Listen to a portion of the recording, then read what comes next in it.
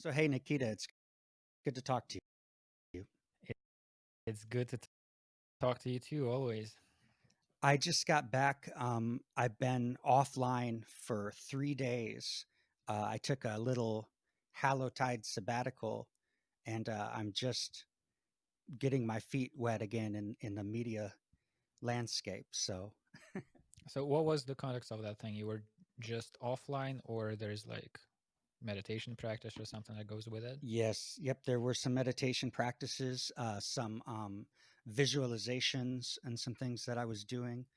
um, and I was also getting started on a writing project. But I like to practice what I call Hallowtide, which I didn't invent that. It existed for millennium, but it's the All Hallows Eve and the All Saints Day and the All Souls Day. It's I would assume that the Eastern Orthodox tradition practices it on different days, but with the sort of pagan Renaissance, there's been a renewed interest in Shamain as well, or Right. Samain. I don't know how to pronounce it. And then, of course, before that, there was a interest in the Dia de los Muertos. So it's kind of cool that our whole culture collectively is interested in celebrating death once a year again.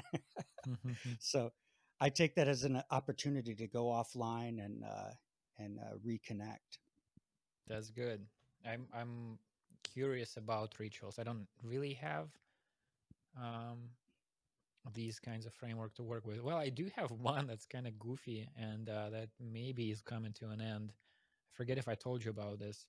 There's a Tibetan calendar for cutting hair. Have we talked about it? No, you haven't, but that's fascinating. Tell me more. This is a funny thing. It's been happening, dude. Sometimes you just get into these. I don't know if the rabbit hole is the right term. It was like a few years ago on this Russian website that I go to, kind of like a closed social network of sorts. Some dude just brought this link, almost like just like here's a curious weird thing that apparently exists in the world. There's uh, an astrological calculation that was in the Tibetan Buddhist tradition that tells you which days are good to cut hair and which days are bad to cut hair. And there are these like predictions of what's going to happen if you cut hair, which includes shaving, um, on a given day. And some of the formulations were so funny. There was like one that, um, like, if you cut your hair on this day, your spirit will wander and you will have a beautiful voice. Right, there's another one, you'll meet with death. There's ones and some are more mundane, like more money, less money, starvation, uh, or hunger. And so we just looked at that as a funny thing. But then when I decided to do to go to a hair place and get a haircut, I thought I'm gonna look it up. I'm gonna pick a day that's good. And my favorite of these like prediction things that they have for different days is clarity of the senses and wisdom. I always hunt for that one. And Sure. so I went and did a haircut on. I think it was like your wealth will increase. And then, of course, once you've done that, if in the next couple of weeks you find a loose bill in your pocket, or somebody returns money that you borrowed them or lended them, that you forgot about them, or anything, you find a gig, like a freelance gig that pays a little money, your mind does connect these things because it's Sure. fun. It's fun to have magic in your life. And then once that has happened once or twice or three times, the next time you want to cut hair, you don't want to do it on a bad day because you've already kind of bought into this thing. And so it Sure. escalated, man. So I don't shave on days when the Buddhist calendar tells me I shouldn't shave. That's fantastic. And I built a little website for this thing because it was like on a janky, I don't know, some, esoteric people who are not very good with web design, put them, Like put, GeoCities. yeah, not GeoCities, but something they built that didn't seem great to me. And I created this website which, I like the design of, and then what we did is we put in the background, so like the front page just tells you the date. There's the prediction of what's going to happen if you cut hair on this date. And in the background, there's a full screen looped video from Full Metal Jacket where they shave the heads of all these guys who were conscripted into the army. Oh And man. so this thing has existed for, I forget how many, a couple of years at least. And just today, I spoke with like one of these astrologer people who are actually making the, like, all of us, like there's a little, I don't know, 10 people by now, I think. Maybe it used to be 70, I think, originally, but it waned. But Sure. there is this little kind of like club online of us doing this shaving thing, and we all took it humorously. Like, there are no Buddhists there. Nobody knows. Like, Sure. there's some of these predictions are like, the law energy is going to diminish. We don't know what the fuck that means, but we know Yeah, that you sure. should stay away from that. And so it was just a fun thing that we've been doing. And now these astrologer people decided to hide the calendar from public. Um, they're monetizing it. They're Oh, hiding it behind a sure. paywall. And so I had a phone conversation with this guy who, spookily enough, like his profile in social media, his name is the same as my name, Nikita, and then instead of a last name, he has the word doppelganger, right, which means What? a double. And so I'm So every talking time to, every time you look at your screen, you see me double. right, and so I talked to this guy, and it was, it's a funny place to be in, where I think about this as like I'm just fucking around, but hey, I've been actually limiting my freedom in terms of having a shave, depending on this calendar, for a sizable chunk of my time. And then on the other end of the line, there's this guy who's making these calculations, reading Tibetan texts, trying to preserve the tradition, or he claims to, being motivated by that. And we had this conversation about what to do, because I didn't want the site to just die, because there's some connection to it. It's just a nice little project that I've done, and he doesn't want to put it out for free because they're hiding behind the paywall. And his claim is, this is not motivated by thirst for money. This is because people have been copying that calendar and making mistakes as they do, and not treating it seriously enough or whatever. Sure. And so we're having this conversation.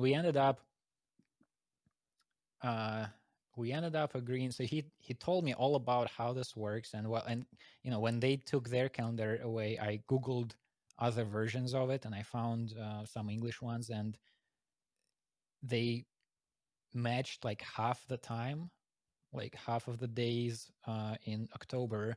The two calendars predicted the same thing, and half the days not. And so I asked him, like, what the fuck is going on there?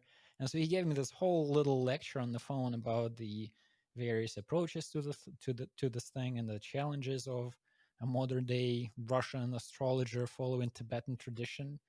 And so it I'm was a sure that weird, would be complicated.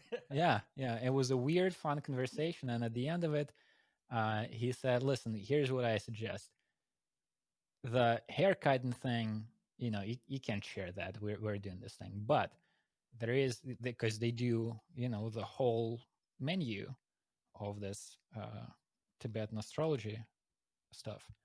And one of the things sounded really good to me in the way he described it. I haven't looked it up yet to learn more, and I'm probably going to misremember parts. But there's this thing about color where, let's see, there are 5 elements, in the Tibetan tradition: Hmm. earth, air, metal, wood, and space, I think. And there's some connection, you have connection to the five of them that's somehow dependent on your date of birth. Each day in the calendar has some kind of distribution, which element is stronger today and which is weaker. And then there are, I think, five forces of some kind that are associated with these elements. And then there are these aspects of your life, um, that are all tied to all of this stuff. And so the example he gave is, maybe for you, wealth is connected to wood, and today is a day that's associated with metal, and metal is something that they make axes from, right? And axes cut wood, so metal is the enemy of wood. For you, wood is has to do with money. Today's not a good day for you financially because of that whole situation. But all of these elements, they also correspond to particular colors, and you can balance this shit out by introducing the color that's associated with wood on a day when wood is not in a good place. And so the ritual there is, every day you figure out which color to wear, or add an element to your clothing of a particular color to either make what's already, like, there's a good tendency in this day and you make it even stronger, or balance out some kind of drawback of today. And that, just on aesthetic grounds, sounds very interesting to me. Like, if I make some kind of app or a website that will be aesthetically pleasing, there's just magic to it. I do like the Tibetan, I'm not steeped in it, but we have St. Petersburg has, I think it's like the oldest Buddhist temple in Europe. Maybe we have this temple that Oh was wow. built uh like on the 19th century was getting to an end, and the 20th was starting, when the construction of this temple was happening. And I've been to that temple a bunch of times, and I really love it there. There's like, it makes me childlike. Like, I feel better when I go to one of their services, and I have this like amusement uh, attached to all of their practices and the little weird hats that they wear and the general vibe of the place. It's There's a weird kind of combination of a feeling that this is goofy and at the same time sacred. So that's Sure. kind of how I feel about this Tibetan stuff. And the scholar thing that I just learned about seems like a good, example of that. I like it. So that's this is a digression. I'm just saying this is the one ritual that I've had until now, and it seems like it may go away, uh, which could be good because it gets tiresome sometime. I want to have a clean shaved face, and I can't because of the fucking Tibetans. Um, but but there is something nice about having a ritual. Like, when I do shave my face, knowing that I'm doing it in accordance to this magical thing from Tibet, and it'll make me wiser and my senses are going to be clearer. That's a good feeling. You feel aligned. You feel like this is, seems like a little mundane, unimportant thing, but by God, I'm doing this thing correctly. This is the day to shave my face. So that's something I do enjoy. Well, I'm glad that you stumbled on the word aesthetic when you were talking about your Mhm. relationship to the new way of thinking about it, because I think that's a great avenue for you as a graphic artist to be able to say, okay, we were thinking about it in terms of the calendar year, and I'll still be continuing to think about what elements are important on certain days or times of the year, but I'm going to have this other way of thinking about it as well, and that is these tactile materials, Yep. and what these tactile materials have to do with it, and then also bringing in color. It's much more. It might be a more embodied experience for you on the whole, a more integrated one. Yeah, yeah. I The other recently thing, started. Sorry, go ahead.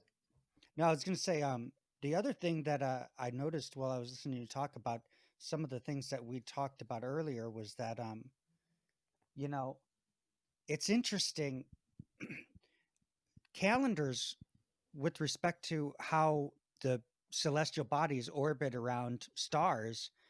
They got really exquisitely precise before, Hmm. we were talking about clocks last time. So, well before clocks, they Right. got pretty precise with calendars. And it's really something to think about. We're on an obloid sphere, right? And we're orbiting around a star. And the relationship that we have to the way that the light from that star behaves with Hmm. respect to the surface of our sphere affects how we experience time and experience the year and experience our place in space.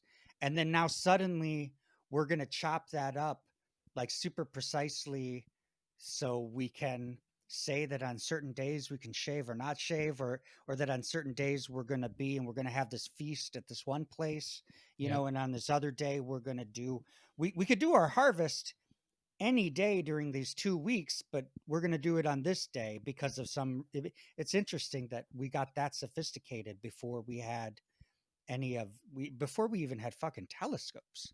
Yeah, yeah. No, there is something to it. It's people. It's easy, especially coming from our, you know, secular milieu, to make fun of these things, and there are a lot of uh, dishonest people who make a quick buck fooling people with this idea or that, giving them a, selling a sense of certainty or advice or whatever. But I think many of these ideas are only, easy. I mean, it's easy to ridicule, but ridiculing is not the hardest task generally. Right. And it's not the most noble task. And with many of these things, there is, if you take a step back and stop treating yourself so goddamn seriously, and trying to make sure you feel you sound smart and important, then you see a deep meaning to these things, like the thing with calendar and this astrological stuff. It to me, it seems like it's a thing about order. It's order and magic. There's a magical order to the world, which I think is, I mean, if you go outside of a big city and the night is clear and there are no clouds in the sky, I don't know who you have to be to look at the really starry sky and not feel awe and mystery to the world. As you said, we are on this rock flying through space, and we're surrounded by this incredible number of, what are these huge nuclear explosions floating in emptiness. And then you notice that this thing has patterns, it has order to it.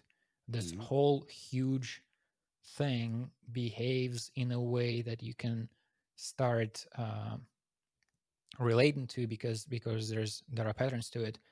And to get a sense of alignment with this cosmic order, that's no small thing. It's, again, I do have, to me, there is humor to it. I can't take that like extremely seriously just because of my natural disposition, I suppose. But I wouldn't want to mock it. I wouldn't want that humor to be something that diminishes the thing, because I think there's humor to the world. The most connected I feel to the world is when I smile, or you can put it the other way around. When I smile, I feel the most connected to the world. When I feel like I really get what's going on in this reality, it seems funny to me, or it can be said at the same time, but there's humor to Sure. it. So I was starting to say I watched like the first 15 minutes, I think, of this documentary called Unmistaken Child, which is about a Buddhist monk, a young Buddhist monk in Tibet, I think, whose teacher has just died. And this guy, his whole life was connected to, this was his guru, and he was, I don't really know what he was up to, but he was doing the Tibetan thing, the Tibetan monk thing. And then his teacher died, and he doesn't know what to do. So he goes to whatever authority in the monastery and goes up the chain, and they tell him, you need to find the next incarnation of your teacher. That's your sacred task right now. Oh. And and then what happens is, so they burn the body of the teacher, and there's a procedure to it. A concilium of monks look at the remains, at the ashes, and they find, I don't know, some pearls in there, and the ash is, um, there's like a shape to it. And so they look at it and they go, well, it's sort of pointing into that direction, so you should probably go there. And so this guy just on foot goes in a direction, because the ash was like this. Oh. And there's a scene, the last scene that I saw, this is only like the first 15 minutes of the movie. So he approaches some kind of spot in the mountains or at the hills, and he sits down on a rock, and he draws what he sees on a piece of paper with a pencil. And then he brings that image. It's not like, it's barely a map. It's this like sketch of a place in the hills. And he brings it to, uh, a teacher, a monk that's higher than him in the chain.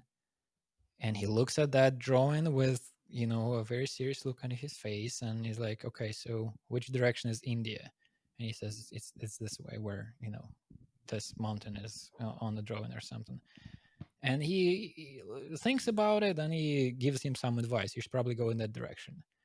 And so this is a purely magical world that these people exist. It's similar to how the world used to be in childhood for me, when you invent a game and you spend a day in a make-believe reality that's important to you. And that's a metaphor that I come back to a lot, that there's something about the reality that we live in that's similar to those realities that we used to create when we were little kids. They're Yeah. created. We know that they make them up. We make them up as we go along, but they're not less real because of it. They're how we learn. They how we develop relationships. They are how we, do the human thing. We're creative in that. And so it's an interesting thing to listen to your own reactions when you watch a thing like that about these Tibetan monks, because I can't, fully accept it I can't really buy into it because I'm so divorced from it. My world hasn't been like that in a long time.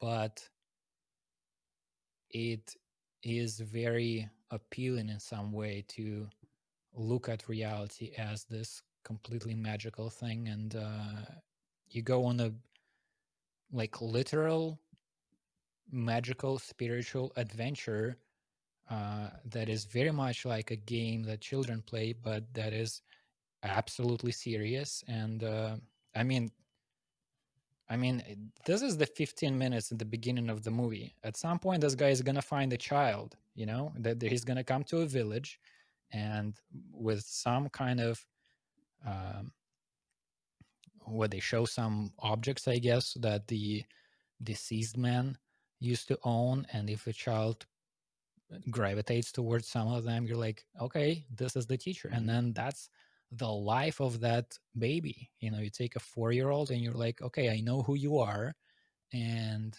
here's how your life is gonna be from now on. This isn't fascinating. I was about to say the word Yeah. insane, but I meant fascinating.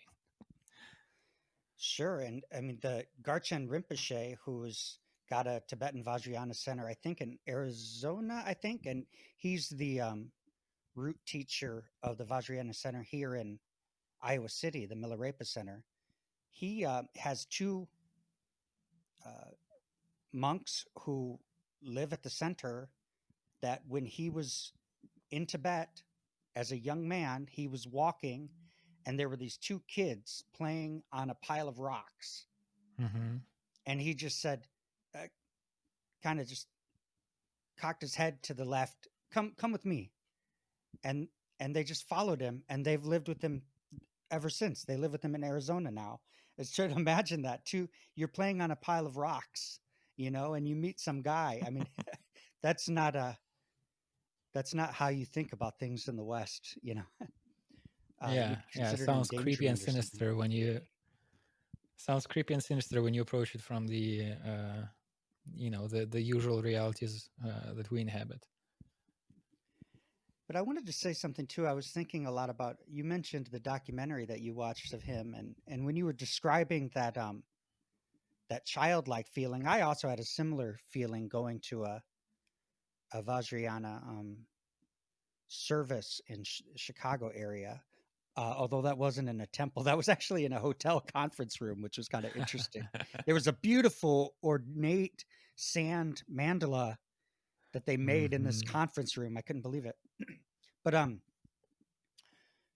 one of the things that happens to me when I watch cinema, and this is interesting when we talk about the rituals too. Every Saturday night, I've been watching a movie, and I call it my Solo Soir Saturday Cinema Series. And I've got an Instagram hashtag, and I like made this official thing where I watch a movie by myself. This is how rituals But are done these days. There's a yeah, hashtag. but it's like I love this. People will like the post and comment if they've seen the movie, Mm-hmm. and watching a movie, and I call it cinema for a reason because I'm of the old guard. I like to go into the movie house and see the big Mm-hmm. screen. Um, watching a movie, there's a logic to the movie. There are characters, there are actors, there's a script, there's all of this stuff, a story. But what the what the director and the cinematographer can do together is they can convey a lot with photography. And you go in and you see the texture of the table or Yep. the way the light is shining on the teacup. That profoundly affects me. And I wasn't giving that to myself. So I set aside a day of the week to make sure that I scheduled that for myself. And it's in a certain respect, it goes perfectly into what you're saying with ritual magic. Mm-hmm. Here I am. I'm getting outside of just logical experience. And the other thing that I thought of when you mentioned documentary was the fact that there's this phenomenon where people will tell me about this great documentary that they saw, and I'll think that sounds boring. I I'm not interested in that. But then when I actually look at the first few frames of the thing, totally different. Like if I told you about the Thich Nhat Hanh documentary, which the title's escaping me right now, it's shot at the Plum Village Monastery in France. It, I could say Benedict Cumberbatch, is the narrator, and you'd be like, yeah, I don't know about that guy, or whatever. That's exactly Yeah. the reaction that you would get. Yes. And you know, you could say like, I don't know, Plum Village in France. It's a bunch of middle class Westerners paying to go to a resort. It's resort Buddhism. There are a Mm-hmm. lot of things that you could, but the photography, man, of the monks practicing and stopping at the sound of the bell. I mean, the pace of the Mm-hmm. movie is Mm-hmm. so slow, and so if I were going to try to describe the film, I would try to describe it in those terms if I could. Right. Right. There is. So I mentioned this Buddhist temple that we have in St. Petersburg. Hmm. It's a kind of thing. Um, there's a similar quality to it that to what you just described. Where the first time I went there, I must have been, I don't know, 17 or something. I visited the city. I'm not from St. Petersburg originally. And it was in much worse shape than it is now. The times were different and they didn't have money, and the walls were, uh, they needed paint and stuff like that. And it felt magical still, but there's this thing. Do you know what a Buddhist prayer wheel is? Yeah, I do.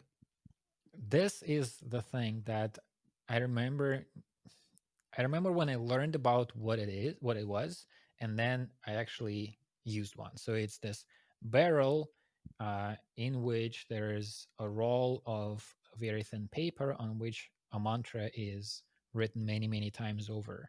And you twirl the barrel, and the idea is the mantra then is read so many times in one turn. It's it seemed like when I read that for the first time, like this is you're not are you this is goofy, this is you're trying to hack reality. I kind of get the idea of a mantra. You focus on a thought, vibration, feeling, intention, whatever, and that does thing to you, to your consciousness. But to Hmm. put it on a piece of paper and try to create this little piece of technology that automatically does that, that seemed silly. And then I went to the place, and they have rows of these prayer wheels on the premises, and before you go in, you can walk by this row and turn these prayer wheels. It's one of my favorite things to do in the world, because as I said, there is, to me, a kind of this like mixture of this is silly but this is sacred, and it does not um, stop. Every time I do that, it has an effect. I have a smile on my face by the time I enter the thing, because I've been turning these things. And there's something there is something kind of goofy about it, this idea that you're kind of hacking the situation, but it's somehow at the same time absolutely pure to me, absolutely, um I don't know, fascinating. And so I do the prayer wheels, and then I go into the temple, and there the vibe is also something that I really cherish, because on the one hand, it's this, again, sacred thing that these people do. The ritual, it's like takes an hour, and all kinds of noises are involved. They're reading the mantras, they're blowing some horns, they're beating a drum, they stand at a certain time, they sit down. There's one moment where I don't think it's in every service, but a bunch of times I happen to get onto one of these services where at a certain moment they blow a horn or something, they make some kind of a sign, and at that point you're supposed to take a candy that you brought with you and put it in the palm of your hand and hold it there, so the candy would get all of this good energy that they've been creating, and then you eat it and you feel good, and it makes life better. And all of that in itself is just beautiful, and again, it fills me with this kind of childlike wonder and excitement and amusement. To add to it, there are always people who did not know you're supposed to bring candy. They have no idea what's going on. They just wanted to see what this thing is about. And suddenly people sit down, people stand up, people bring out candy. And so to balance that out, there are some people who brought a bag of candy instead of one to give Aw. to others. And so it's just such a beautiful little thing. And there is, I guess I like, one of the things that I like is when the opposites unite. And there you have, on the one hand, or I have, I did not every traditional Buddhist feels that way, but to me there's something childlike and funny about all of this. And at the same time, the feeling that you get from the monks who are doing this thing, who are doing the ritual, this is work. They're not joking around. This is not. They're No, not of particularly course. happy to do this. Yeah.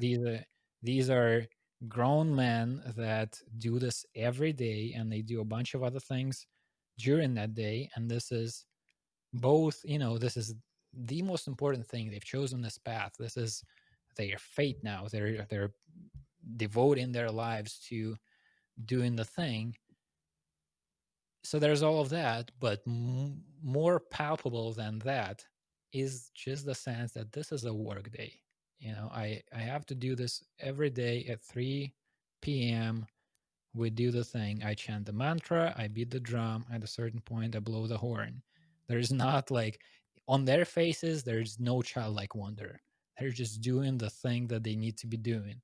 And the how all of these qualities mix in that experience, me sitting in that room, and hearing all of these sounds and seeing the faces of people, and somebody comes with a child, and the child is running around the room, which is not what you see like in a Russian Orthodox temple, where everybody's very serious and kind of, I don't want to say mean, but Hmm.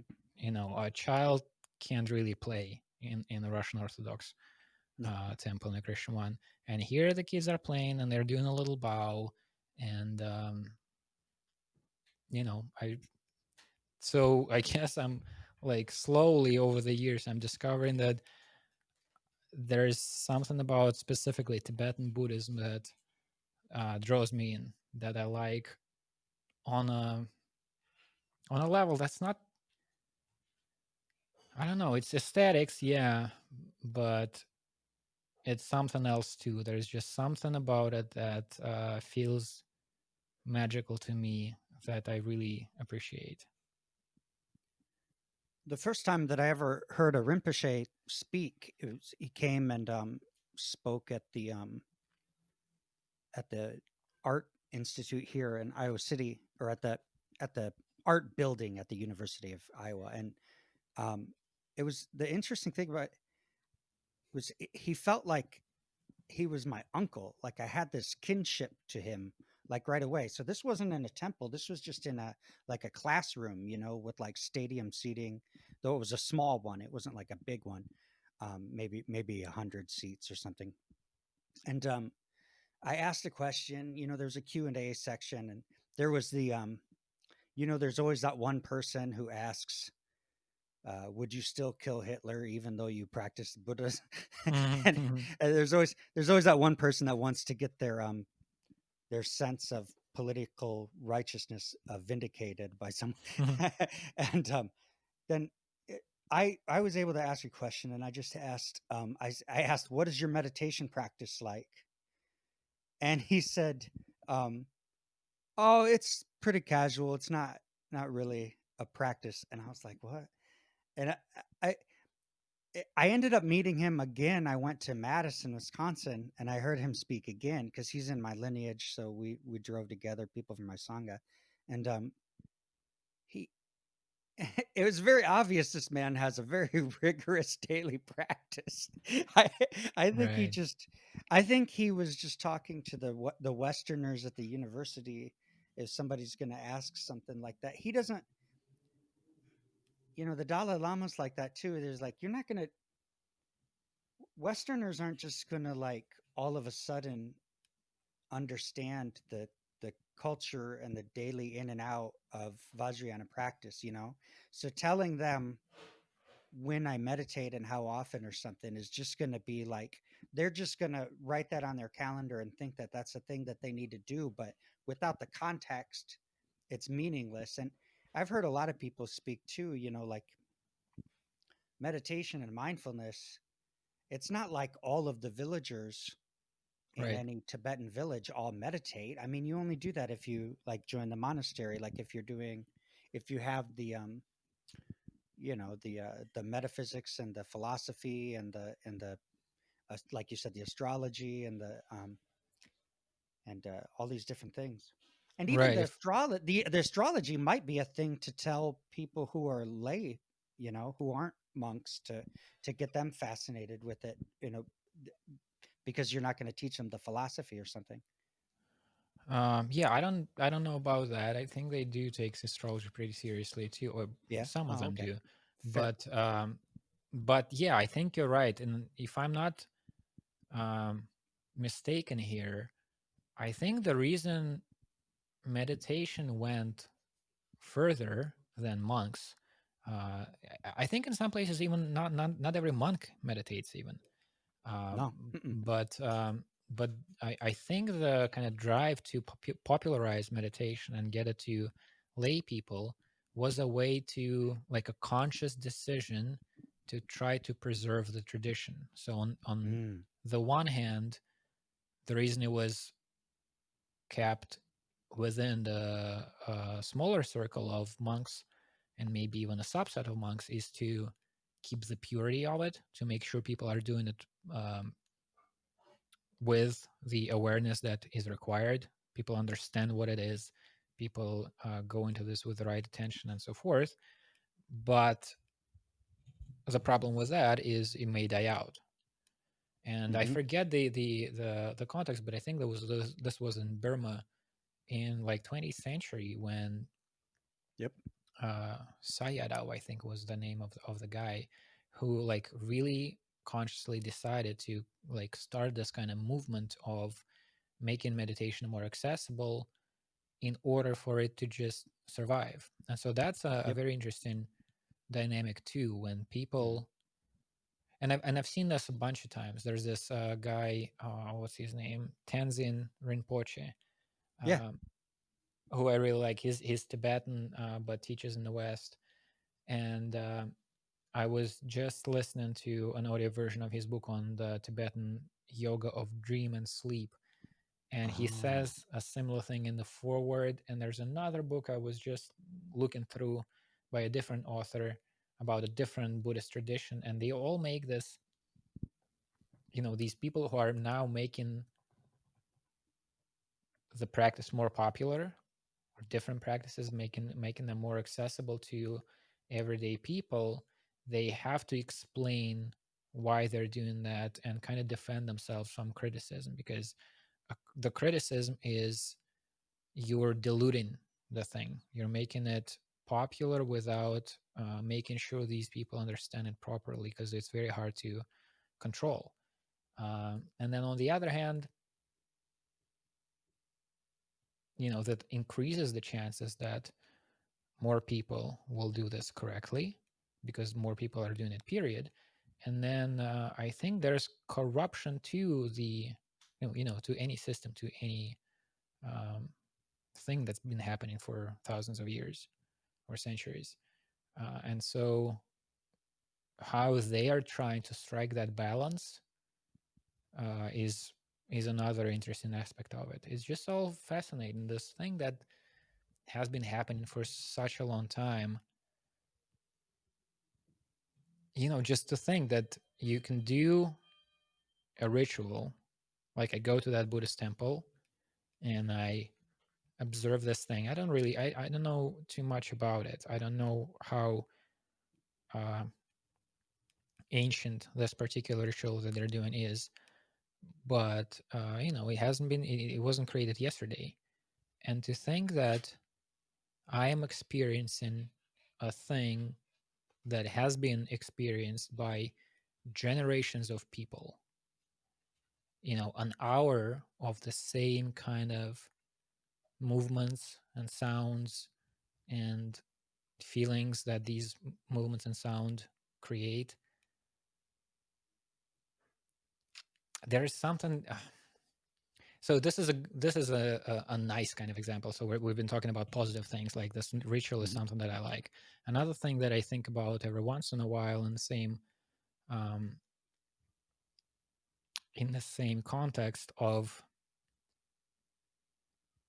these patterns that repeat is the illustration that makes me most aware of the concept of evil as a force that exists in the world, Oh. is this idea that um, I think it's been proven, or there have been statistical studies on that a huge amount of people who become pedophiles have been molested when they were kids. Sure. And that is, if you think about agency and you think about the source of suffering and the source of trauma, it's like you can point to a guy who did a horrible thing to a little kid. And then you realize, no, Mm-hmm. that guy was a kid to whom a horrible thing has happened. And the Mm-hmm. chances are the guy who did the horrible thing to him is, was a little kid to whom this thing happened. And so the pattern of abuse, the pattern of, um, evil, so Mm-hmm. inflicting suffering on a living creature, that is older and more stable than any of the people in the chain, any of these links within the chain. So, this is a weird kind of Yeah. comparison to make between a Buddhist lineage and a line of pedophiles going from one generation to another. But what I'm trying to point at is this sense that you are, I mean, a human being is a pattern too, right? Mm-hmm. There's a cycle to life, and that's what we are. One way of looking at who we are is we are these, habit, a collection of habits plus a thing that creates new habits. We recognize patterns and we behave in a fashion that includes this patterned, uh, yeah, action and patterns of thoughts and so forth.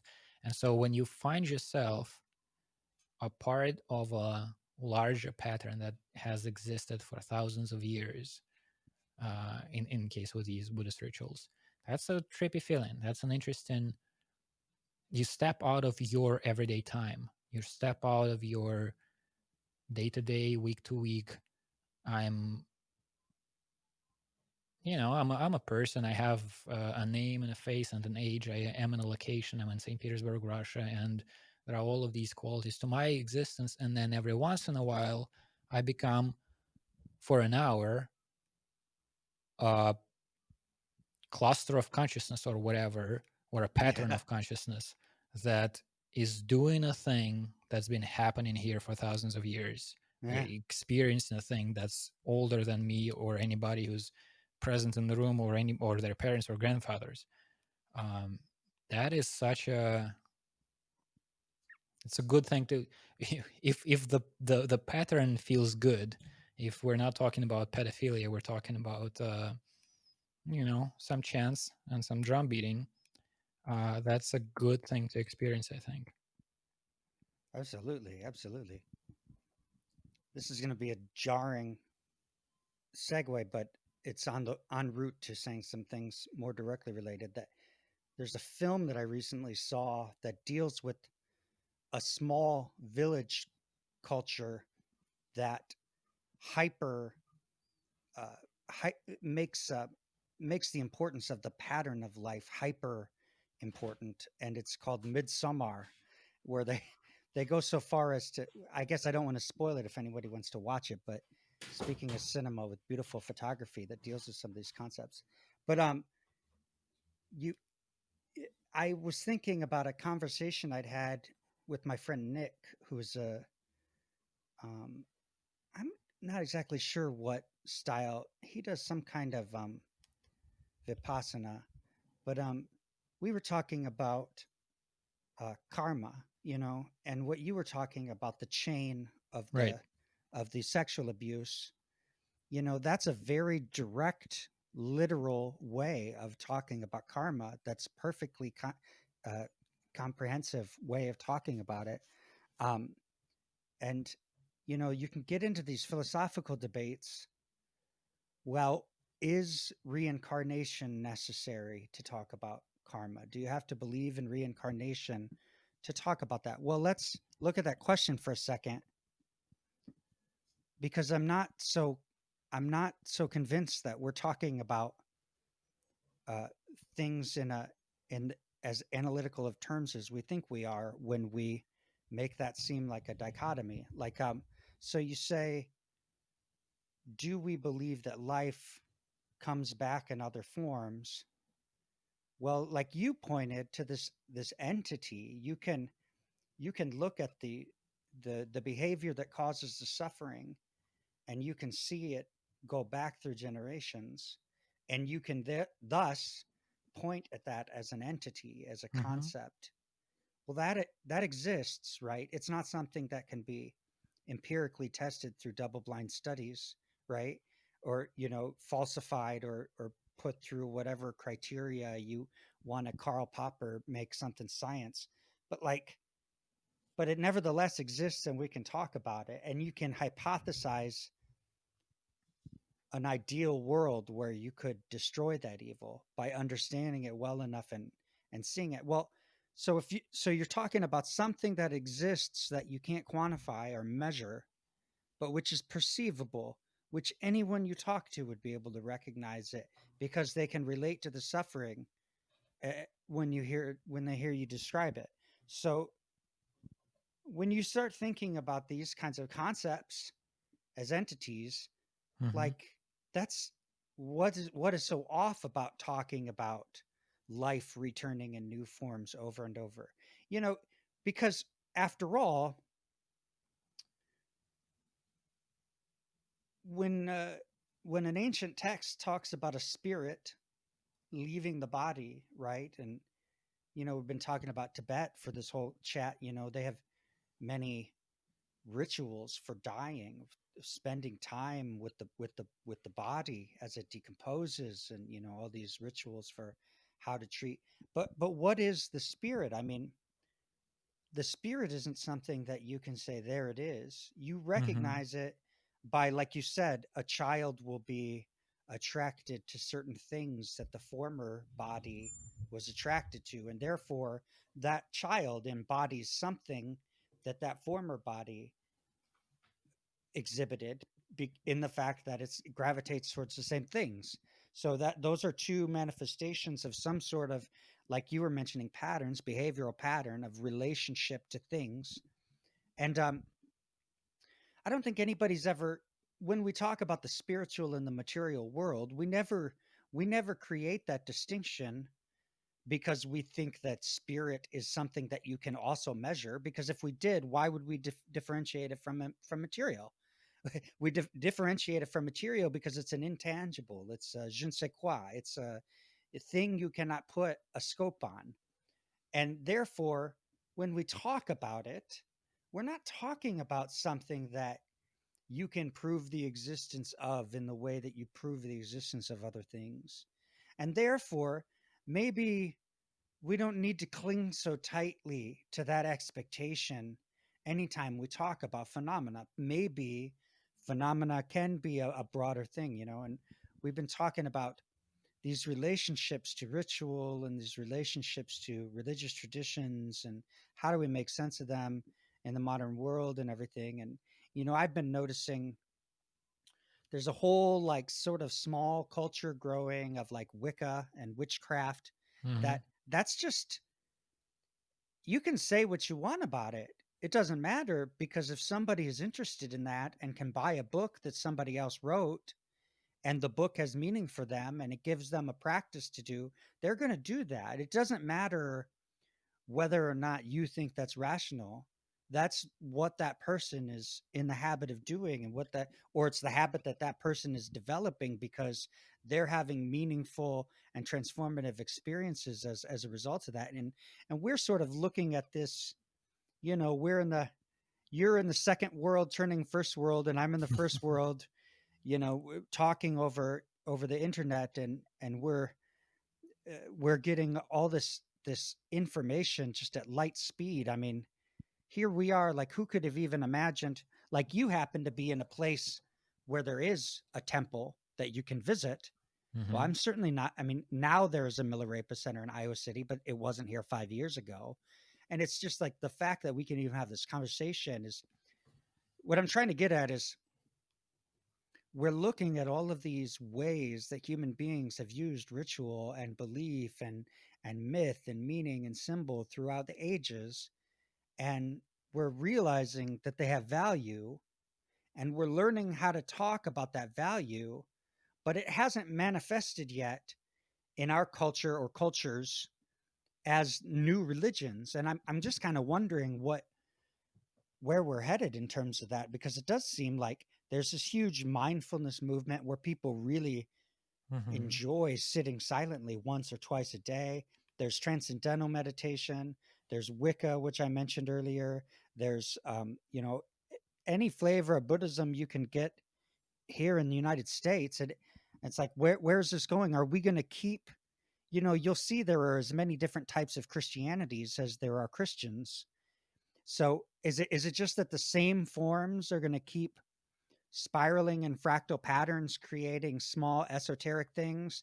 Or, you look at a guy like William James, who wrote The Varieties of Religious Experience, and you think in the 19th century, you think, oh, we're going to, someday modern man will understand the nature of religion and we'll simply live as the most pragmatic utilitarian being, like a Unitarian Universalist, But obviously, those Wait, is it types of is things, that something that James said?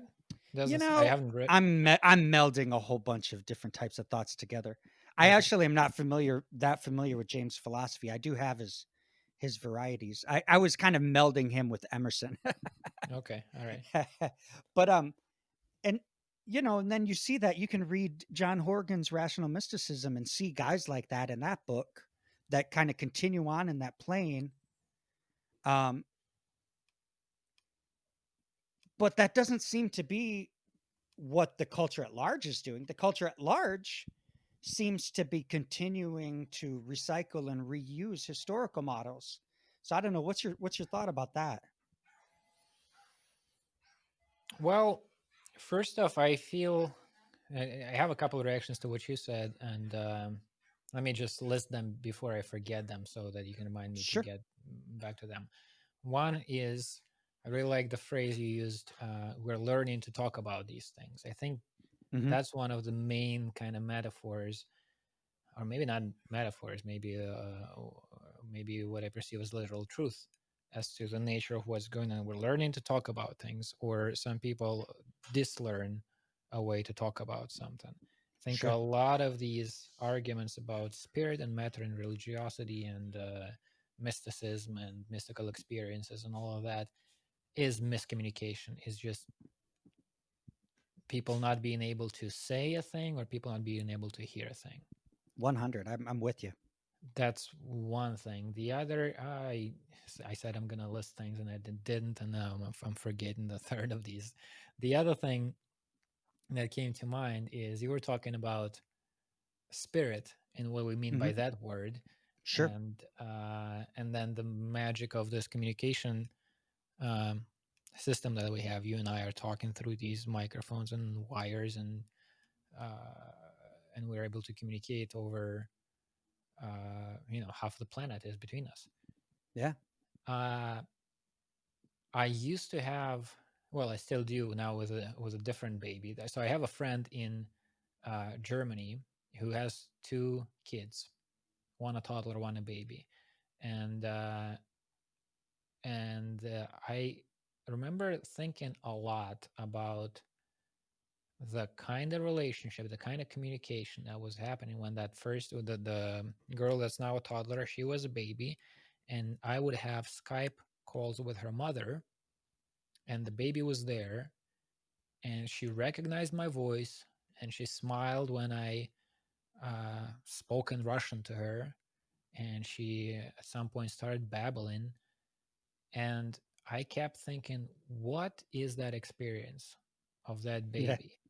There's I mean, all of the human experience is weird, profoundly weird and magical and mystical when you try to look at it through the eyes of a little human, because you don't have any of those categories that you were just listing. You don't think about spirit and matter and dividing the experience in all of these, mm, labeling the experience.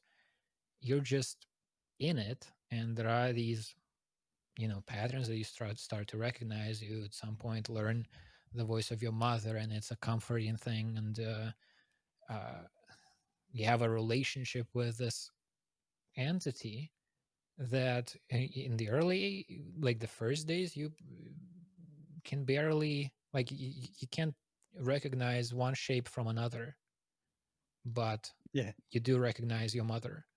And that is a living thing that makes your pains go away, and makes your anxiety go away, that feeds you, that clothes you, and you don't even know what feeding or clothing is at this point.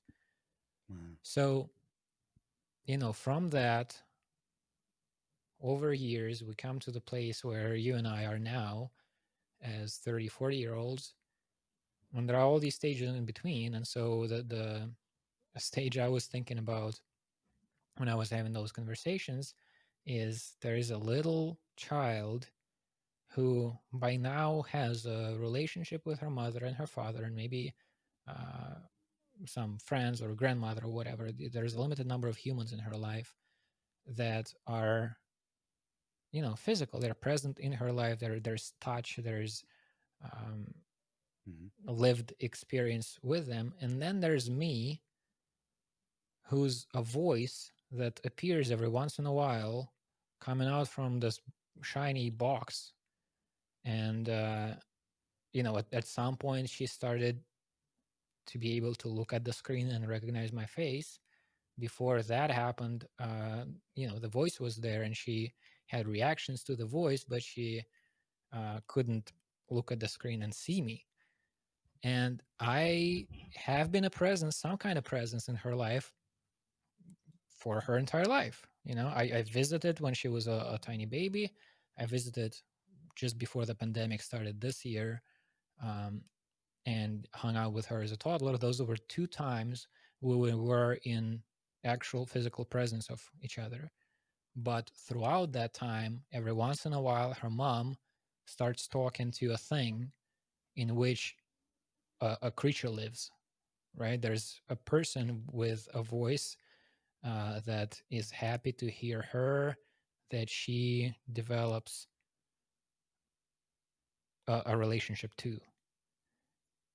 That is so close to speaking with spirits, or uh you know some kind of weird mist, like there's an entity that doesn't have a body, that still has a presence in the room, and she has a Hmm. relationship to it. What is my ontological status in her reality when she's two? Right. So a lot of these questions to me come to, so people like the skeptics, the rationalists, would point to a thing and say this is not real.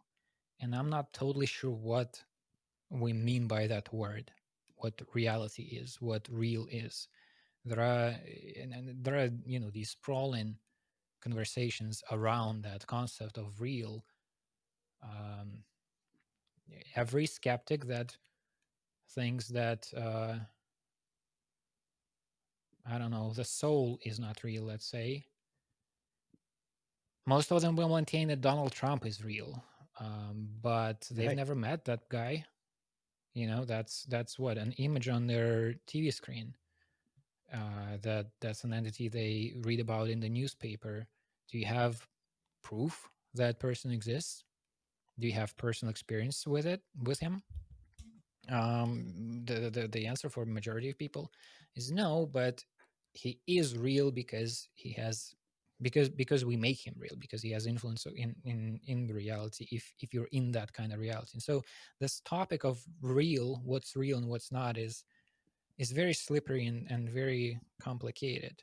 There are these reality bubbles of people who are in a cult, for example, and you have 100 people all sharing a reality that seems completely bizarre from the outside, and made up. And you can see these in the worst cases. It's very clear why this pattern exists. The reality seems to serve one guy at the top who's fucking all the women in the group, who's pocketing the money of the followers. And so on the outside, it's like, okay, this is all made up by this one asshole. and then on the inside, that's a world. You live in it. Mm-hmm. um, I had this, I remember, I think I told you this before. I had a few years ago, I like ran out of documentaries about cults to watch, and the last couple I didn't know and that was possible. and the last couple of them were about Scientology. And then I thought, hey, I forgot, reality is interactive. You can actually go and like meet with these people. You don't need to Yeah. watch a movie about Scientology. You could, there's a center. And so I googled the Scientology center in Moscow, and I paid 2 visits to that place. I wanted to do one, but they didn't let me do their thing, auditing, where you um, go to a past experience, and their main practice is like Oh, this mixture of therapy, uh, ritual, hypnosis, interrogation kind of thing, yeah. um, that I've known about from the movies. I wanted to see how it feels. So they didn't Yeah. let me do that on the first Sure. Sure. visit, and so I did another one. But even after the first one, so the first one was mostly me like looking around. They have a bunch of big TV screens with menus, so you can like you go to a thing and you can pick what you want to learn about history of Scientology, who Hubbard was, their proposed solutions to whatever problem you have. So it's just kind of like browsing through a book, but instead of a book, Mm-hmm. there are TV screens. And then they Mm-hmm. show you a movie. They have a movie theater in the center, and they've made this kind of like documentary type situation where the main tenets of the religion are described. Uh, I don't think they call it religion at that stage. Pretty well made movie, I should say. Like high production value. But so I spent, I don't know, a couple of hours there, maybe 3 hours, and when I left, I had this very clear sense of how the relationship between the reality that we share and the reality of Scientology, that can be flipped. So like for me on that day, Scientology seemed like a harmful cult, a, an unfortunate situation. People get sucked into this thing and get trapped in there, and it's it's just unfortunate. It's a waste of human effort, attention. It can be harmful to people's relationships. It's very clearly, um, there are like elements of abuse there, of control. It's a business, etc., etc. What most people think when they say the word cult, Sure. and and then there's this larger world within which this cult, this kind of pocket of reality exists. And in that larger world, there are legitimate institutions that uh, engage in meaningful action. And then it was very clear to me as I was walking down the street after visiting the Scientology Center that you can flip that 180. I can see how you can view Scientology as the thing to do, like from all that propaganda that I saw in their movies. Mm-hmm. They're doing all of this humanitarian work. They're trying to help humanity on all of these levels. There's this spiritual, psychological aspect to it where people are working on their own consciousness and they try to Mm-hmm. spread that. And they are, sorting out the places where they get stuck psychologically, the trauma, the past experience, the repetition of patterns. Mm-hmm. And this is like the most noble endeavor ever. And then outside of that, you can see things like political parties, let's say, and that's just an Sure. unfortunate thing. People just get stuck. So I'm trying to describe a mirror image. You can be like a member of the Democratic Party and think that you're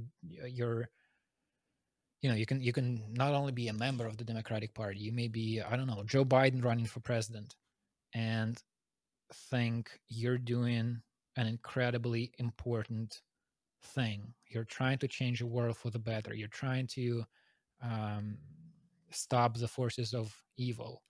And then a Scientologist can look at that and think, this guy is just stuck in a game.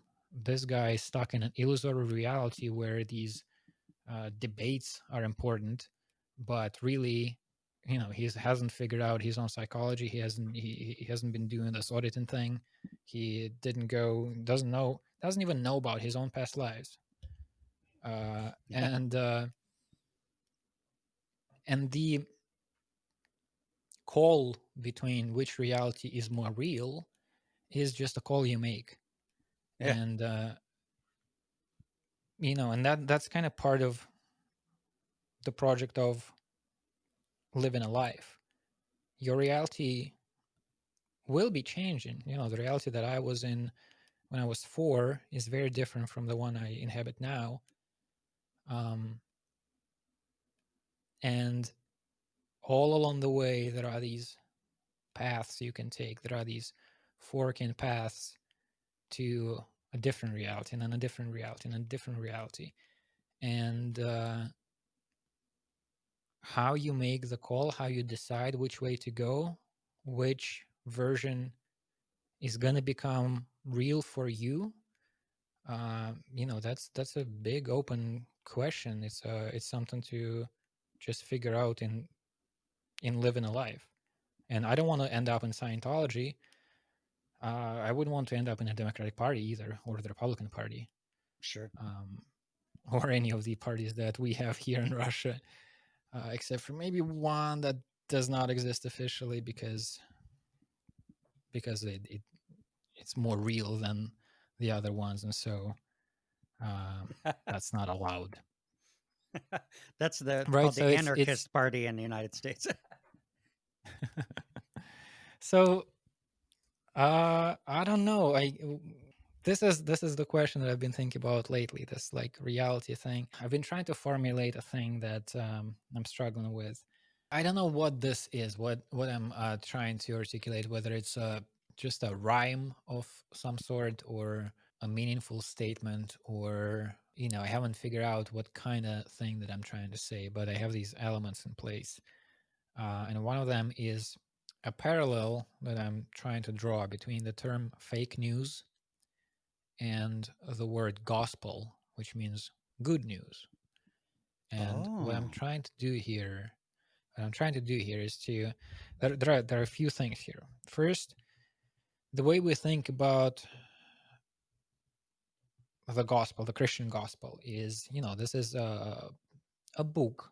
It's a foundational document for a very old religion and organization, or even a whole network of organizations. There are all of these uncounted churches all over the world, and it's like Mhm. that's how a religion starts. You have this document, this scripture, a sacred sequence of words written on paper, but that was not how it started. That is Mhm. not what the good news were when they actually were news. Yeah. And the way I have been formulating for myself, thinking about it, is I don't know. Again, maybe this is just like some kind of poetic exercise or something. But here's one way to describe what the good news of the gospel of the good news of Christianity was. It's the very notion that there can be news about the human predicament, man and God and death, and what happens after death, and man's place in the universe, and all of that. And more than that, this news is good, right? So the Sure. reality of all of those things has changed.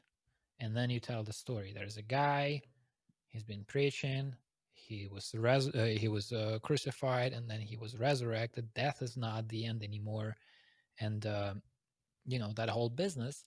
But what I'm trying to highlight here is this news aspect of it. This is an actual development in this cosmic situation we find ourselves in. Oh. And then the other element, the fake news, is I'm trying to do a similar kind of uh, maneuver here, and to say that oftentimes people bring up the term fake news as a description of a particular story, like that story is fake news, that story is untrue. And I'm wondering if a better way to look at it is the similar kind of thing that I just tried to do with a Christian message. There is news about what is going on, and the news is there's fakery. The news Oh. is there are no news. The news is there's no truth. The news is not that it's not that a particular news story turned out to be untrue. It's turning out that the concept of news is not true. That reality itself, these realities, these narratives that we've been buying are not something you should be buying. And Mhm. that's not something that I'm arguing for. I'm not like, let's get rid of the concept of truth. But I think that's one way to look at what has been happening. And Sure. you can attach to it. So there's this like uh, kind of abstract philosophical or whatever term you want to use discussion about what is happening to the concept of truth, whether there is a truth with a capital T and all that. And then there are like actual developments that are more tangible than the what's happening with stories we tell in the media, which is the advances in deepfake technology, the neural networks that are starting to generate images that look very similar to real video footage, that can simulate people's voice, that there are neural networks that are getting pretty damn good at simulating messaging, like text. Sure. Yeah. And if all these things continue to get better, which they will, then the future in which you can't tell whether you're talking to a person or to an algorithm is right upon us. Oh. And there's there's something that happens to, again, the news. Like you're I'm going to be looking at the screen of my computer, and there's going to be, I don't know, the president of a country say anything, and I have no idea whether it's the real president or that guy has died and has been replaced by an illusion, a very realistic computer generated illusion. And then there's the element of like, I'm talking to you now. I've never met you in person. I assume and can be pretty safe at the moment, assuming that you're a real human being. But in a little bit, that's going to be more difficult to be confident about. Sure. And so that vision is something that I've been lately intrigued by. That maybe the emergence of this term fake news is, can be viewed similar to what the good news of Christianity were. There's a change to how we experience the world. That thing that happened with Jesus, somehow down the road, we started counting the time from that point. Like we will live in Yeah. 2020 now, 2020 since some kind of thing happened. Yeah. And this fake news business is starting to look where how do I put it? It's like it's one way to look at things, and I'm not arguing this is the best one. It's kind of creepy, and maybe I don't want to stick with it, but I want to entertain it for a while. That maybe there's now again news about our condition and our relationship to reality and to one another.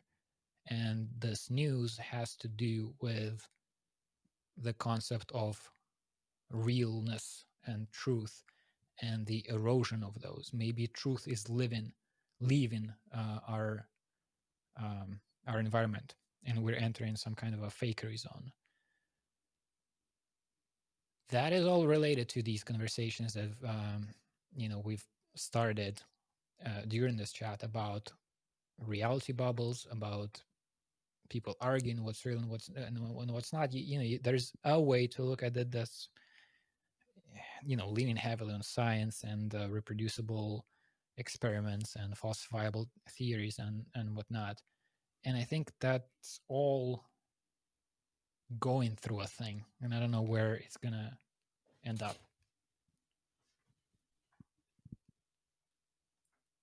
It's interesting just to when I was listening to you talk to this about the story about your virtual toddler friend or your virtual infant Mm-hmm. friend, and you were I thought it was illustrative not just of its own circumstance.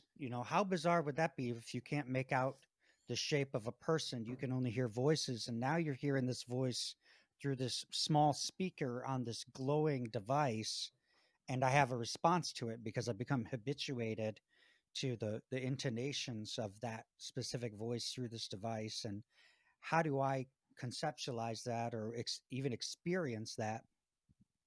It made me think, what's really illustrative about this example isn't so much that that's, you know, kind of fun to try to get your mind around, which it certainly is. But what I really find illustrative about that is that it shows just how distant we are just as beings in general. I've heard of Mm-hmm. people talking about, Mm-hmm. like, the poet Rilke talking about people in love are people who protect one another's solitudes. And I think about all my trials and tribulations in romance, and the moment where you realize that the person you thought you were in love with was a thing that you had constructed in your mind, and this person Yep. has an overlap with that, but this person isn't that. This Mm-hmm. person is this person. So you're Mm-hmm. you're running two simulations of one another. And I actually heard this guy talk about his relationship with his wife in this, using that very word a couple of weeks ago, simulation. He's like, I can run a pretty accurate simulation in my mind of roughly what my wife is up to right at this moment because of the habituation of behaviors, spending time with one another for so long. And you have those moments in relationships where you're like, oh, you don't like that? Oh, why don't I would have thought you'd like that based on other things Mm-hmm. that you'd liked or disliked. But it's not like a congregation of political theorists got together and wrote a constitution that declared what your partner is as a human, what their beliefs and attitudes are. Right. It's this organism developed emotional behavioral patterns over time in relationship to response to different phenomena, right?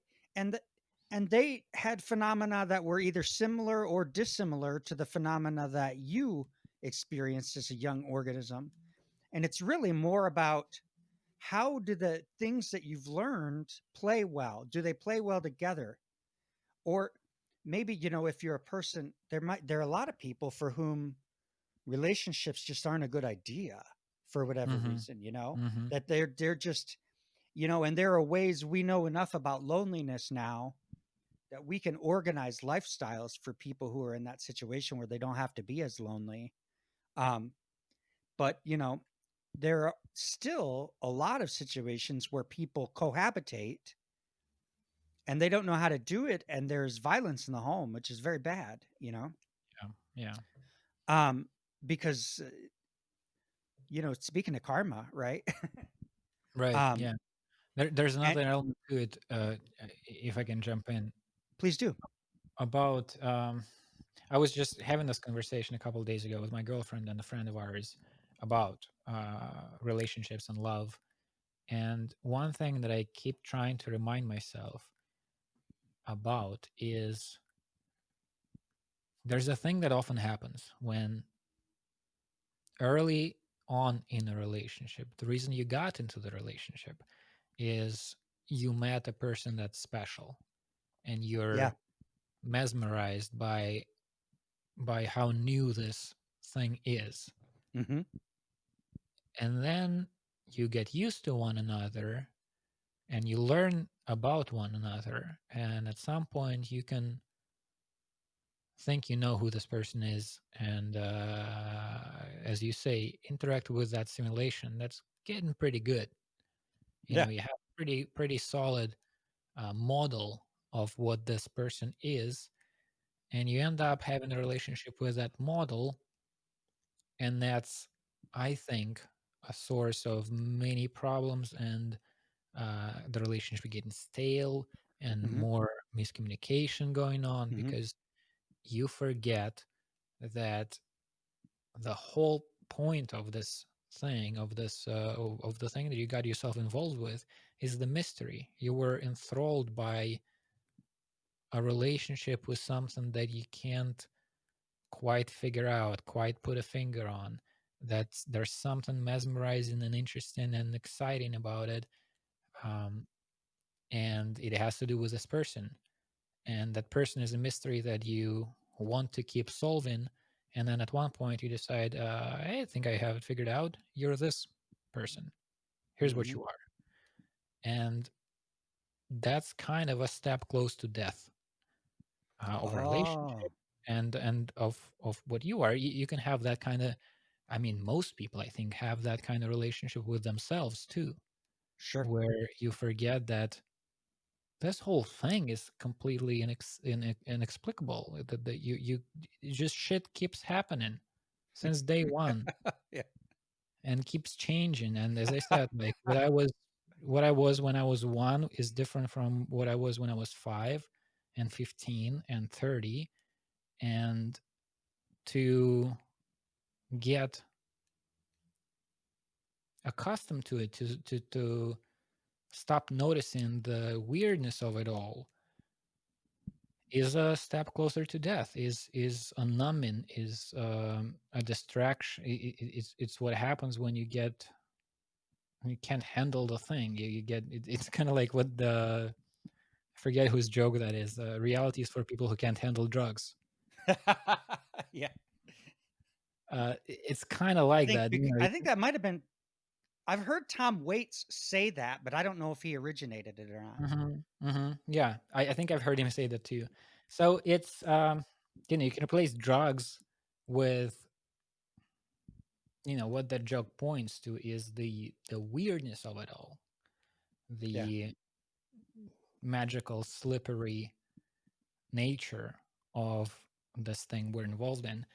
And when you can't handle how weird it is, you end up being a sad, boring person in a relationship with a model of another person that's Mhm. always going to be a little more boring and a little more sad than the actual creature. Awesome. So Can I I'm add just a dimension to this? sure. So I was listening to Lisa Feldman Barrett, who wrote a book called "Why Emotions Are Made." She was on Lex Friedman, and she was Mhm. talking about how ambiguity is very taxing for us. Ambiguity is metabolically expensive for us Hmm. in the sense that when we come up against the unknown, we have to kind of figure out how to bank on this thing, right? Is it a threat or is it safe, et cetera, Right. right? And Right. all of that takes metabolic capital, right? That's the stuff that we need so many calories for our brains with our cortexes and all that shit. So in a relationship, if you don't know what's coming up, then you have stress, right? Right. And how are you going to respond to that stress? Well, you could say, well, let's make the relationship extremely predictable, which for many people that doesn't work, right? It's too boring, it's too stale. I can't do that. It's like its own, like you said, it's its own kind of death. It's a sort of taxing monotony. Okay, Mm-hmm. well, another way to respond to ambiguity is to freak out, right? You Mm-hmm. might get violent or angry. That's one thing. So it's almost like when you get in a relationship with someone and you choose to make commitments, verbal or contractual, social, cultural, say get married, for example, that's when you say, you know what, here's the thing is I'm going to accept that there's going to be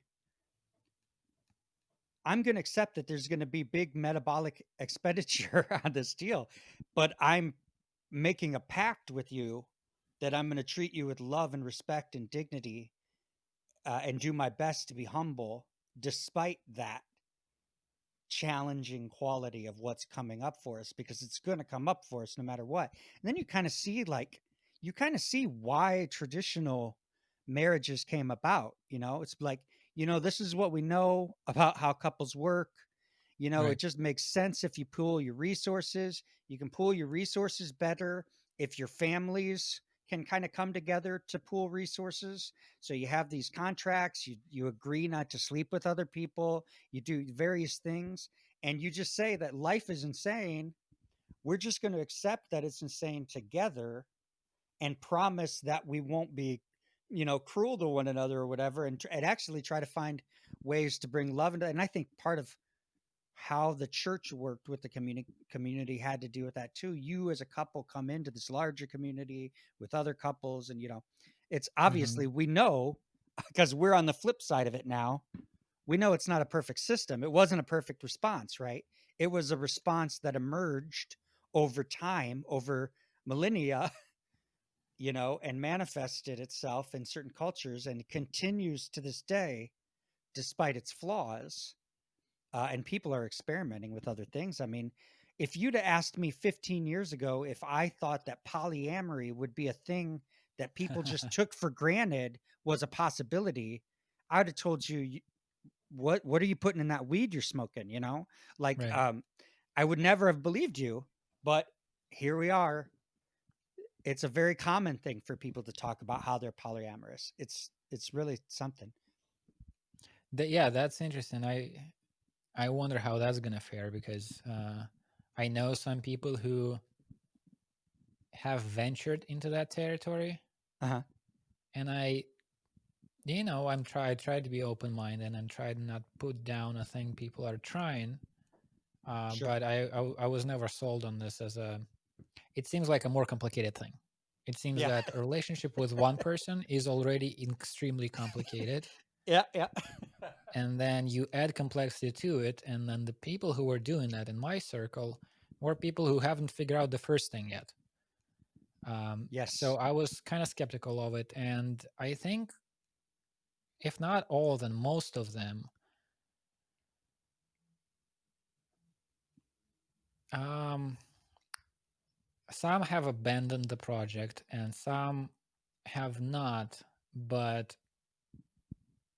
it's stripped of the initial pretense at this is a thing that works. Like we're that Sure. because a lot of people who try that they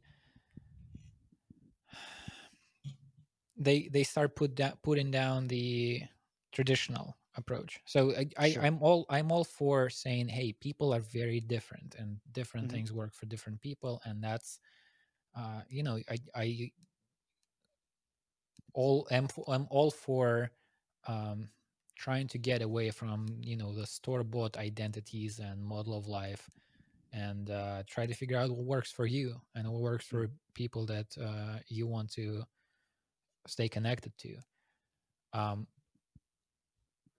but one thing that so people who do that, who says I'm polyamorous and it works for me and my partners, um, that's fine, and I hope it works for them, and I'm sure there are people for whom it does work.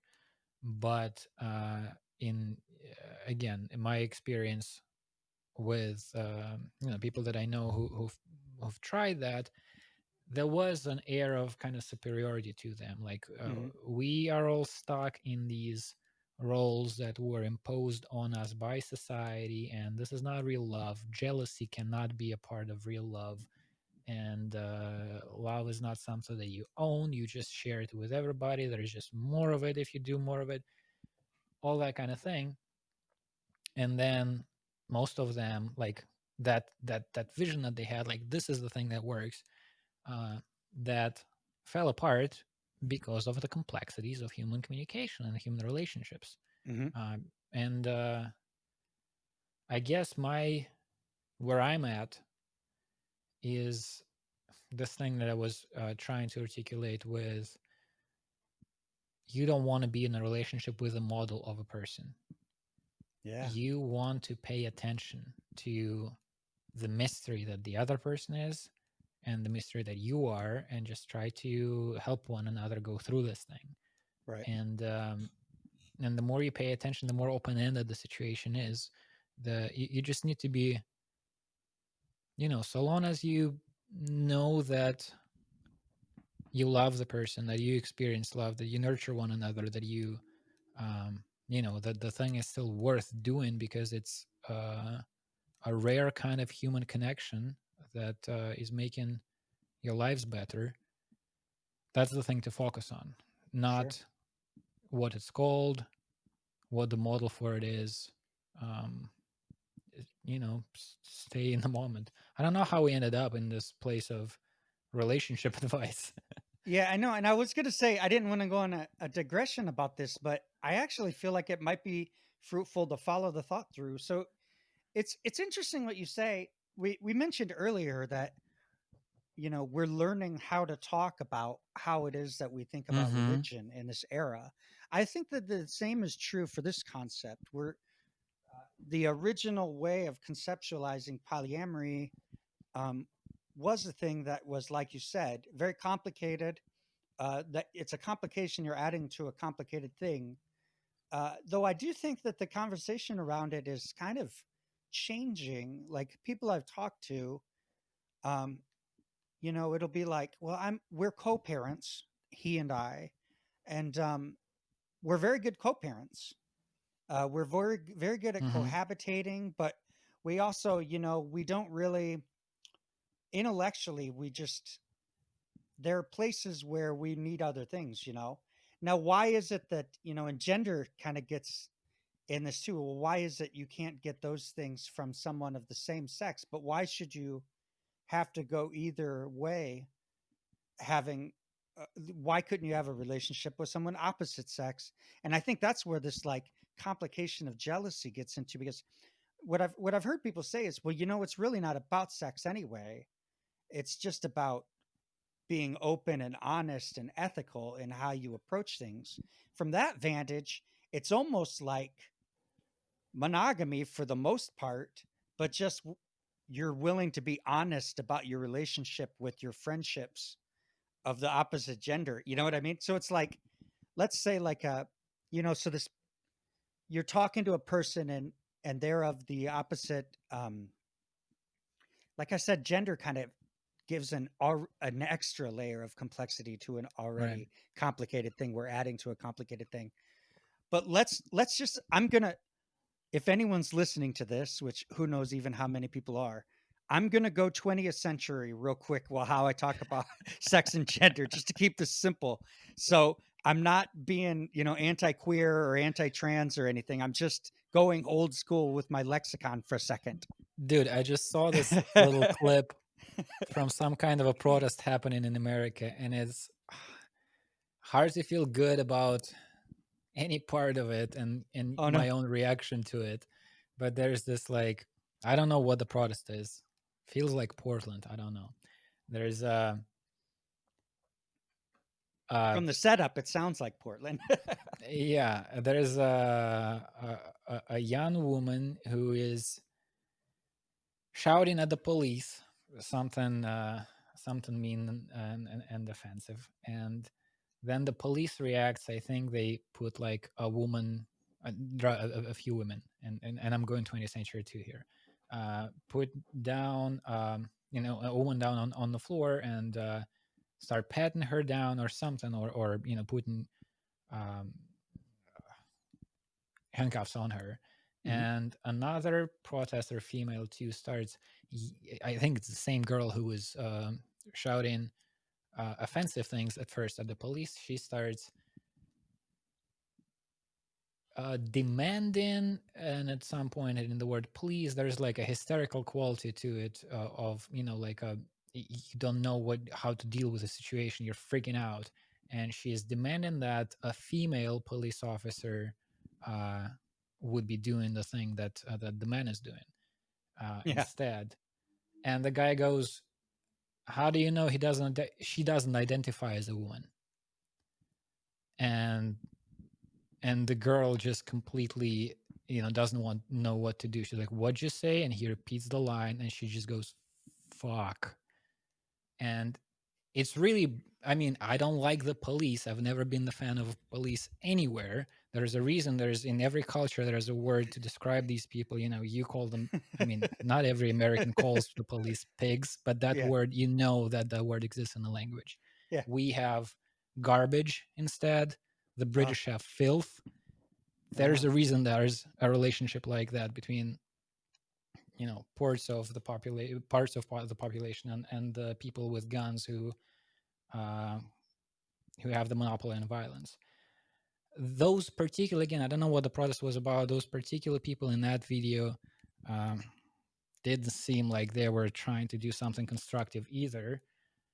And then on top of that, this thing, I laughed when the guy said, how do you know she doesn't identify as a woman? Then I Googled that phrase with the words police and protest, and it seems like it's a thing they're doing now. Like I've seen a Oh. few videos where the same kind of thing happened, and the cop, gives that comeback, and the other cops laugh. And so they become more you know seem more to me like the fucking bullies that you have to deal with in school, when you were a kid. It's a group of men who like that kind of humor, who are, like it or not, this is the guy with a stick who's forcing other people to comply.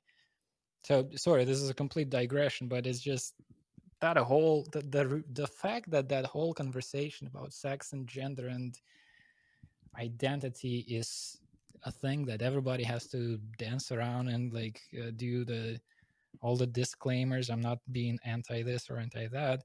Yeah. That means, coming back to that phrase, we're learning how to talk about these things. That's a thing that we haven't learned how to talk about at all, where Yeah.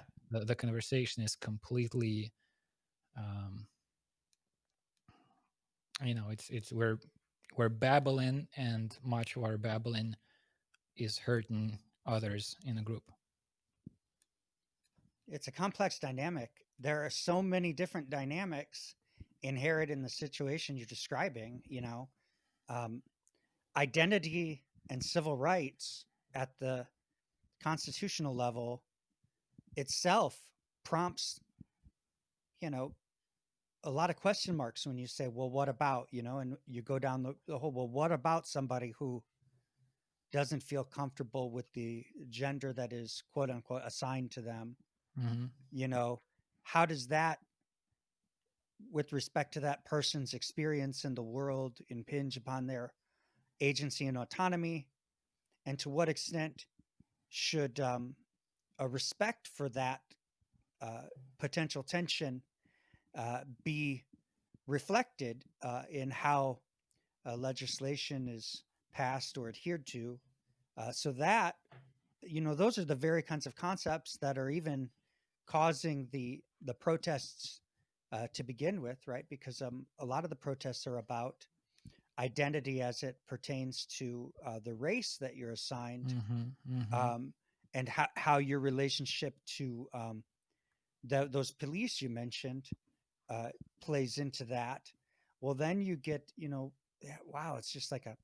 So in the one sense, I hear what you're saying about the police. In the modern state, the monopoly of violence is the manner in which order is maintained, and it's a exchange you give for security, and it's a steep price to pay. I tend to be more on the conservative side. I side more with the police tip generally, but listening to the way that you talk about it Mm-hmm. with respect to the types of personality types that find themselves likely to want to enter a career field such as policing, you're right. It can be, like you said, you use the word bullying. Certainly, that's a component of it. And I think of another, so on the one hand, I say, oh, well, yeah, look at that cop using the protesters' own mentality as a weapon against the protester, kind of a cheap shot, a low blow. But I also, on the other hand, say, well, if you want to politicize that kind of speech to Yeah. create a conflict, then you got to live, got to die by the sword, that you've drawn. Um, and it's there was another thing where the State Department, no, who was it? Wasn't the State Department? It was some sort of official United States governmental organization that is responsible for civil rights enforcement. Recently went up to Princeton University because the president of Princeton University had said, um, you know, much as I hate to say this, Princeton is a racist institution. It's had a legacy of racism, and Mm-hmm. white I think I've supremacy heard is, that. and so the Bob and Mickey described it as trolling. They said someone at the State Department is obviously trolling Princeton, but they both got a laugh out of it because here you're saying that you're racist. Well, it's illegal for the government to give any kind of funding to any kind of racially discriminatory institution. So if you're going to stick to your self characterization, then you need to give us back the money we've given you in subsidies because it's illegal for us to subsidize you if you're racist. And of course, the president of Princeton doesn't want to give up that money. But again, that's the decision that they made when they chose to talk about these kinds of delicate issues in such a highly politicized and sort of bluntly construed fashion. That has consequences. It has real cultural consequences. Yeah, this is you're making me think about the problem I think that I have with much of our discourse these days is that I think a lot of it is a power game. It's insincere. It's not a lot of it is right. So a lot of people are struggling with all these questions and trying to figure it out and trying to be honest about their thought process and their experience and Hmm. looking for better ways to communicate about all of this. Hmm. But a lot of it is games. A lot of it is figuring out how to use words to get the better of the situation. And it's, I think, a big part of it is because there's such a sense of conflict. Like if you are in a situation where you either win or lose, you try to win. And so, Hmm. like that example that I brought up with the girl demanding that the woman officer would be doing the patting down, and then the cop responding, "How do you know this is not a woman?" That's on both sides. Yep. It's a fight, a game. It's a thing. There's strategy to it or tactics to it, and some people are better at it than others. But the problem that I have is just the premise of it that you're using language not to communicate your experience and try to understand the experience of others, but to be on top of the power dynamic. Yeah. That's not what language is for, I think. Yeah. I could riff on that for just a minute if you'd indulge me. Like, Sure.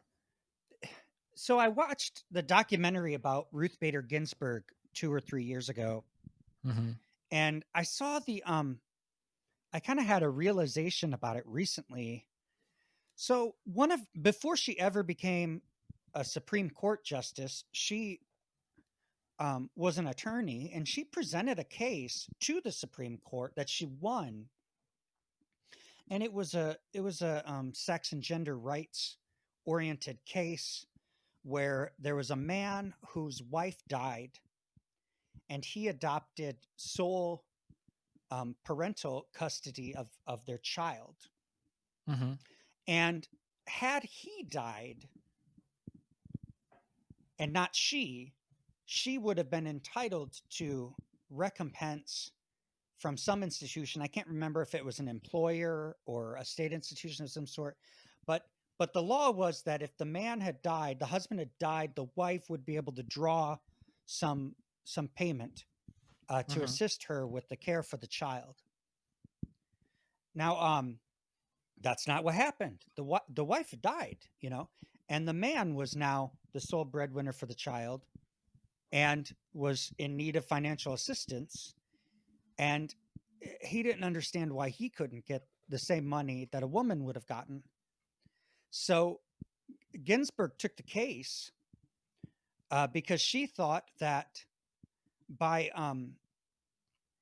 proving the case for a man, that would give a an understanding of justice at the level of gender to a greater spectrum, and women's issues would be able to be argued more potently in court after this kind of a win. And indeed, Mm-hmm. she was right. It was a landmark legislation or a landmark judgment. They judged in the man's favor that he was indeed entitled to Mm-hmm. the funding. And I watched this film, with three women. We all went to the film, and they asked me what I thought about the film afterwards, and I said, "Oh wow, she was such a courageous woman, so intelligent. What a inspiration to me." But in the back of my head, though, I was kind of irked that the legislation had been used in a way, or that the policy. Let me try to phrase this accurately. The court had been used to obtain money that was intended for a certain thing, but not for another thing. And they had made an abstract case about justice and gender in order to get that money for that guy. And that just didn't sit right with me. Like I didn't really think that was heroic. I thought fine, it was a landmark that set a precedent for other cases to be tried, and that was fine. But in terms of what justice had actually come out of that, I'm still unsure about. Like, did that guy really need to win that case for that money? Did he really need that? And was it really good for the society as a whole? Was it really a movement in the direction of justice? And now a lot of people would say, well, yes, of course it is. You know, and Ruth Bader Ginsburg's career is evidence enough to prove it, as well as all these other advances that women have been able to make as a result of this. But I also point, and this is what I realized about 2 weeks ago, when it was around the time she passed. It, what was sticking in my craw materialized, and that is this: what she proved in that win was the foundation for what we now call men's rights activism.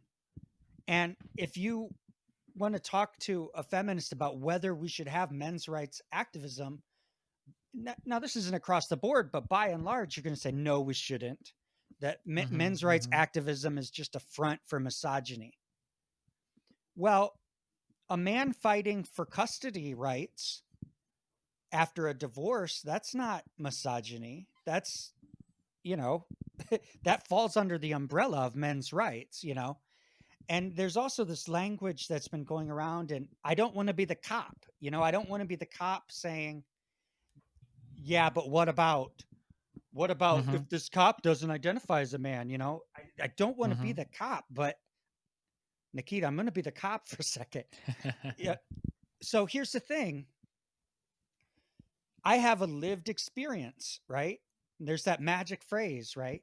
That I hear people banding about, and a lot of people making fun of that phrase. But I actually think it's a rather marvelous phrase. I have a lived experience. You know, I have a lived experience as a white male. I have the lived experience of being the son of an auto body repairman, business owner, and a paralegal. I have the lived experience of being from divorced parents. I have the lived experience of leaning left uh, in the United States of America. I have the lived experience of, you know, not being in the center of the middle class, but just at the kind of bobble bottom of it, that I can kind of get in there, but I'm not solidly in there, you know, like all of these Hmm. lived experiences. This is all an accurate way to describe to me. So you can very easily say, you know, what is the lived experience of that guy? Like we were speaking of documentaries and everything. We'd been talking about Feels Good Man. I finally watched that, you know. Hmm. That guy, I can't remember what are the red pill guys that live in the basement with the messy basements. They're real. The They're fortune people. yeah, they're the 4chan people. They have an acronym for themselves that means without, what is it? It's like without girlfriends or education or Oh, jobs. it's It, the one that I'm thinking about is there's what is it? T. It's that feeling when no girlfriend. That's the acronym. TFWNGF. yeah.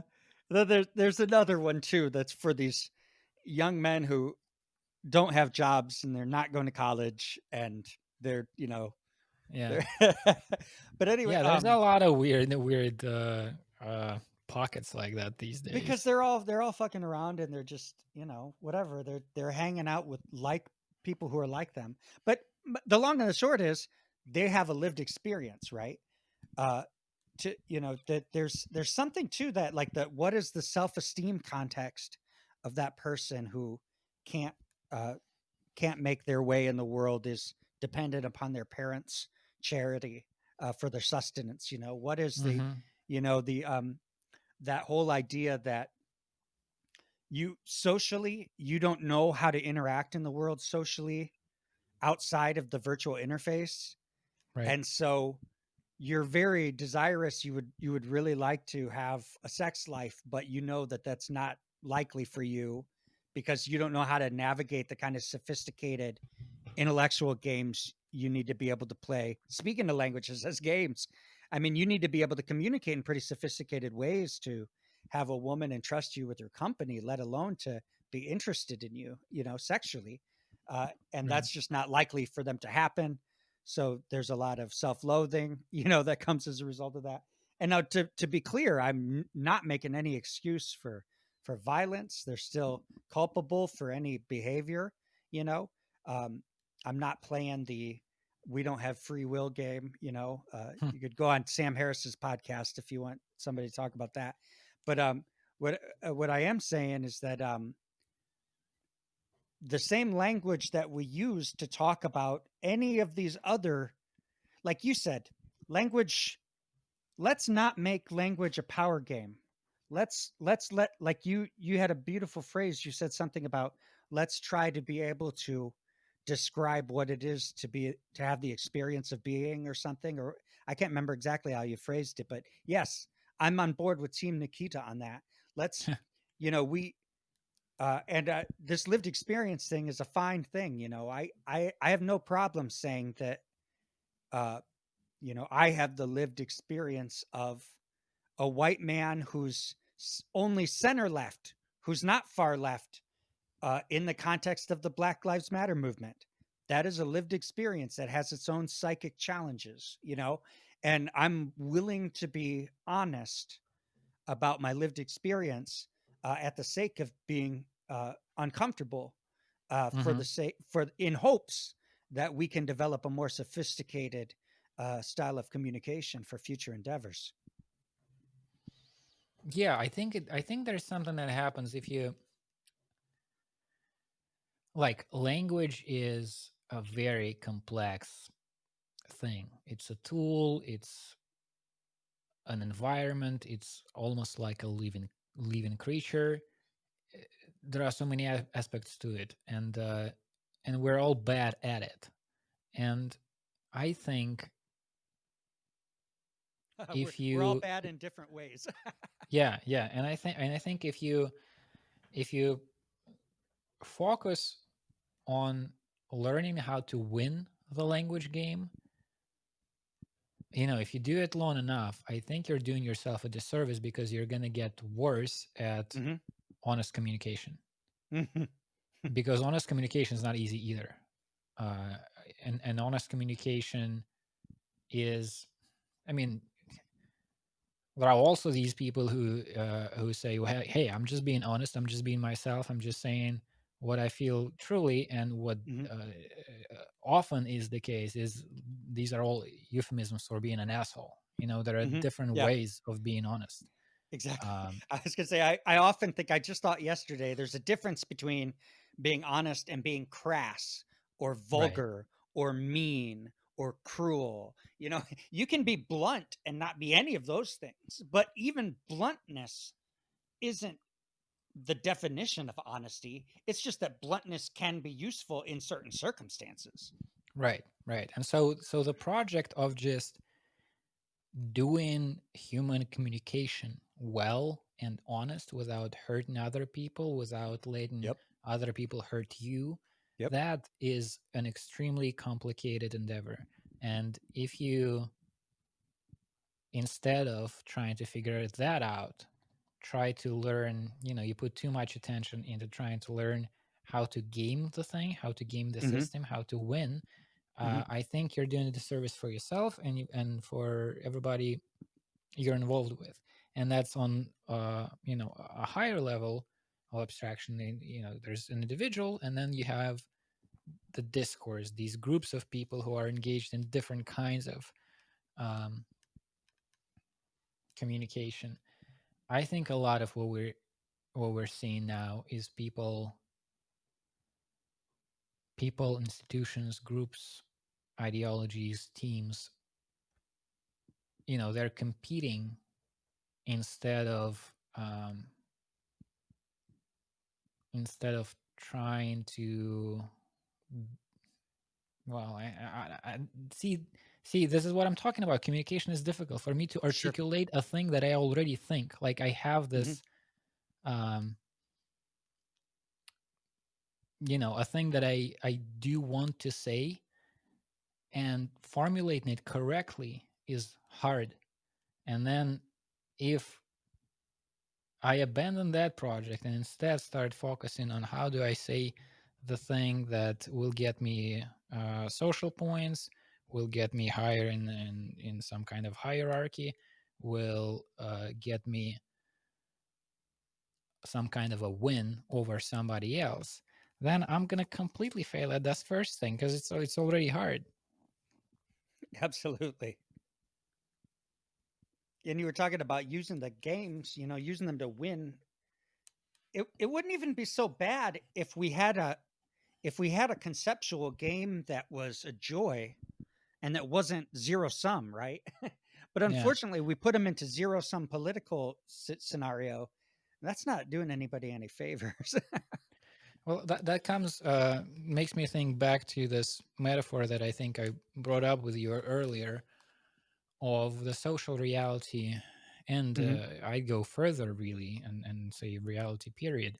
But it's easier to argue this case for the social reality being very similar to the kind of games that I remember playing when I was in preschool, when I was 5 or 6, and I was in in the playground, in the street, with a bunch of other kids of my age, some older, some younger, and we had a day to fill. There are some games that you play that have rules.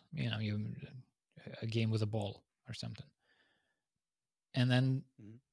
when those get boring, you need to invent something to do, and you create a make believe world.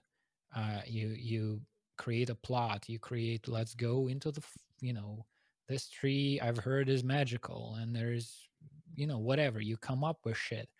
And in those games, you could hold in your mind both the fact that this is a game, like you just invented a part of it yourself 20 minutes ago, and now somebody else is inventing another part, and you're acting in accordance to this plot that is starting to emerge and these roles that are starting to emerge. And then you have different kids doing it differently and seeing the game, seeing the project of this game as different. Some are more competitive than others. Some are more interested in creating the story that situates the game, contextualizes what it is that you're trying to do. Some are easier victimized, right? So if there's a kid who likes to bully others and there's a kid who's easy to be bullied, um, those can end up in this dynamic that is unfortunate. And so the thing that I keep trying to remind myself about the world that we live in now as adults is that in those games you can change what the game is about. You can oftentimes abandon the game, Mm-hmm. and you can change the plot, change the context in such a way that you yourself enjoy the thing and other Mm-hmm. people around you enjoy the thing.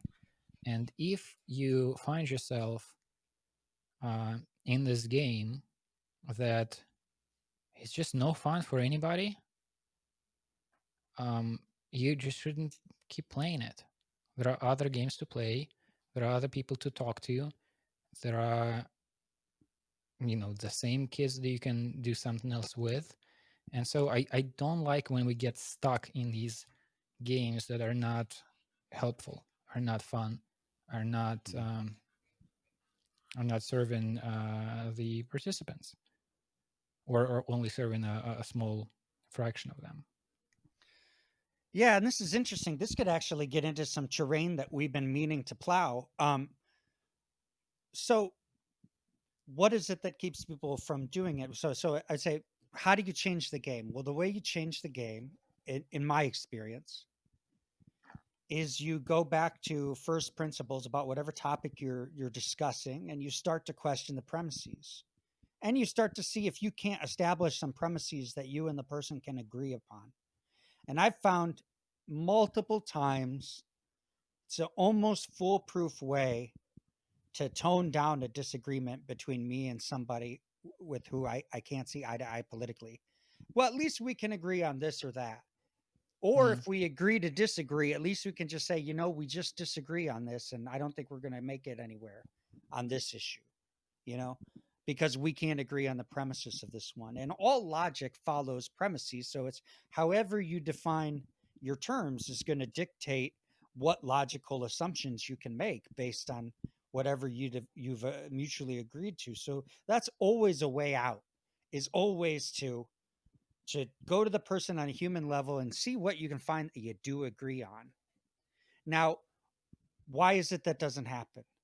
Because you don't get likes and retweets. That's why. And we'd been talking about how we wanted to chat a little bit about different realities in different media frameworks. And I think this might be an opportunity for us to do that. It's like when you're on Twitter, I've been thinking about this. It's like, well, what do you do? If you want to keep your presence up on Twitter, you got to tweet at least a couple times a day, right? But mm-hmm, you can't just tweet a joke or hello or even your opinion. You might, if you've only got 30 followers, tweeting your opinion's not gonna move the needle, unless everybody who follows you thinks that that's awesome and they wish they could have said it that way, in which case you're going to get likes and retweets. mm-hmm, If or you might say something, but also you might lose 13 of the followers you had, right? But you might gain 25 more because it goes through the sphere. So Twitter, that's that kind of reality. It's like it pays to have an opinion on Twitter, it doesn't in regular life when you go to work at an office or wherever you go to work, it doesn't pay for you to have a fucking opinion. There's a joke, a guy, and this was the head of my English department. He was a Southern guy. He said, opinions are like noses. Everybody's got one, and that seems like a very folksy thing for a head of an English department to say, but that's how organizations function, man. Yeah, Right. everybody has an opinion. We can't The pay ver- attention to everybody's fucking opinion. the Twitter, on the version other I've hand, had the version I've heard had the word asshole instead yeah, of the nose. yep. I've heard navel. I've heard asshole. I've heard. Yeah. uh, but so I guess we'll start there. We could start with Twitter, and you can tell me first off if you see any kind of inconsistency in the way that I describe it, or if you see an inaccuracy that you want to correct, and also if you have anything to add. To me, Twitter is about it really, even when you're sharing a news story or sharing a breakthrough new information, you're not really giving people new information that changes their paradigm. You're giving people new information that affirms what they want to have affirmed. So it's Twitter thrives on a having an opinion and being willing to make it known, whereas that's not of benefit. Like when I go into an office, if I'm always saying my opinion, my boss is going to be pissed because my boss needs everybody to hunker down and do their work, you know. Mm-hmm. Mm-hmm. Twitter, on the other hand, wants to hear your opinion, and it thrives on getting affirmations of things people are already supposed to be true. Do you think that's accurate? I think it's complex. So there are a few things that I've been curious about and would like to untangle and probably won't be able to. But let me start. So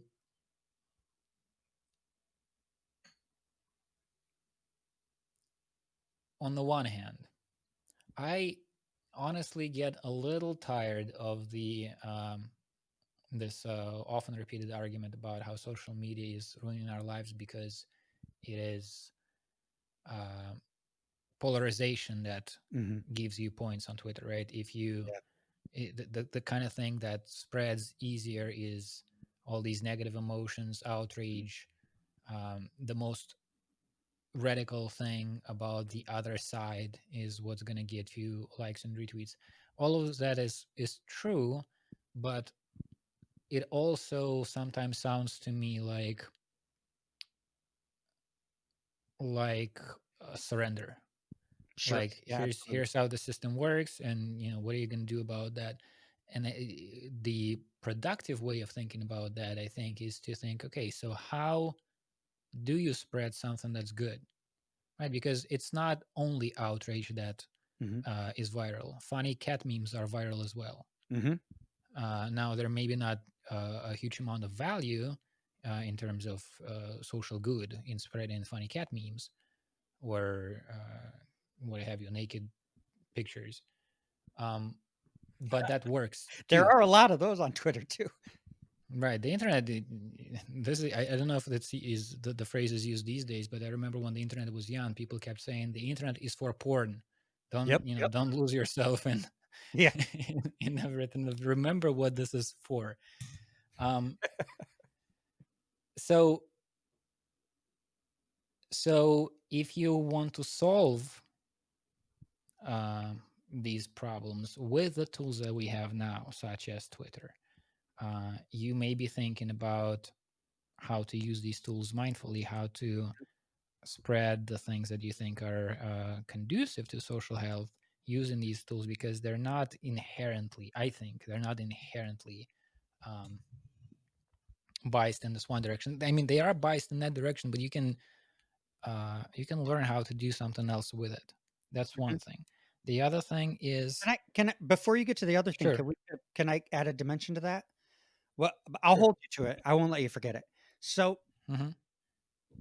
I think it's interesting because when Twitter came out, it was like during the Obama presidency, and we've talked before about how, in a lot of ways, they're just Obama fans. They're just simply fans. They look to the Obamas as kind of a royalty class who they, you know, iconographize, and I think that during the Obama presidency, I think that sharing a presidential thing that really warmed your heart about something that the president or first lady said or did, like their organic garden or their, their way that they were fighting this or that social issue, it warmed your heart and you shared it like a cat video, and Hmm. people spared it that way. Then you realize during the Arab Spring that people were using it to document like state violence or whatever, to like revel protests. And there's like, oh, there's this other possibility for this thing. Right. Then you had a very unpopular president get elected. Hmm. So that side was like, well, how come I had to look at all these Obama tweets for 8 years? Why can't I? Right. Right. Right. Why can't I tweet Trump and get the love? Y'all are hypocrites. So then all of a sudden, there's just an automatic animosity that nobody saw coming. So that's just a kind of an added dimension of complexity to that.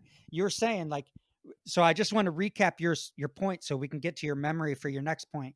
Uh, it's not just that tweeting adversarial things is the default thing that people do on Twitter. That evolved out of a different status quo when the media first arrived.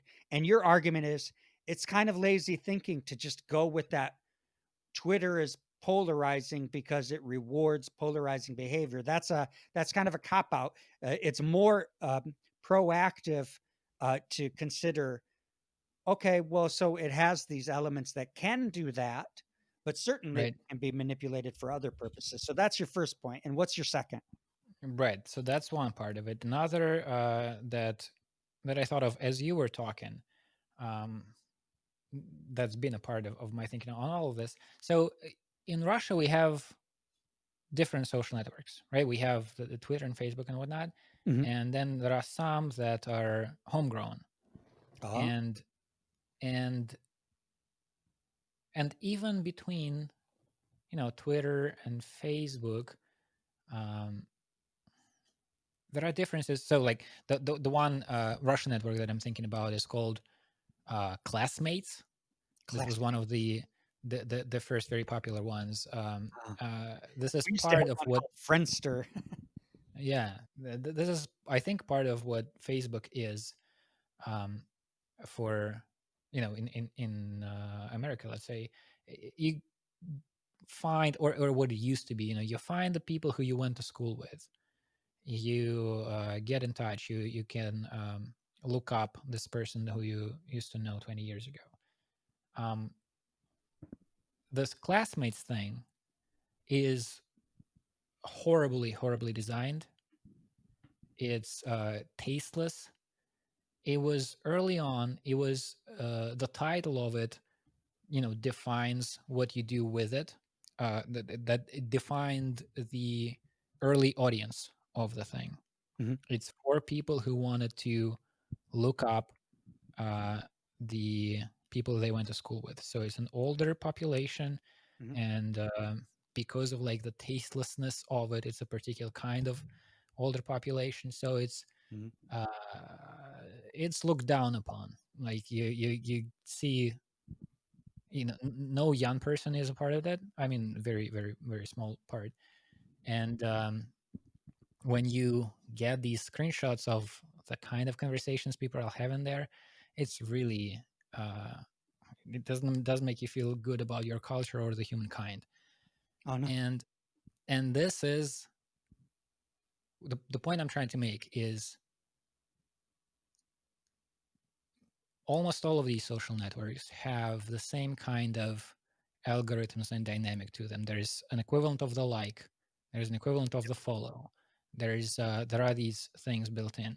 They still are different, Yep. right? The way one is different from the way the other is, and many different aspects define that. From Sure. these algorithms, how the suggestions work, um, to the Twitter has the character limit and Facebook does not. So on Facebook you have these verbose long opinions of people, and Twitter is all about zingers and shit. Yep. But there's also That's why Trump likes it. right, but there's also just how things happened. Who were the first people who got on there? What kind of culture has um, emerged there? Yep. And Twitter in America, my understanding is there are more journalists there than in any other kind of medium. Yep. And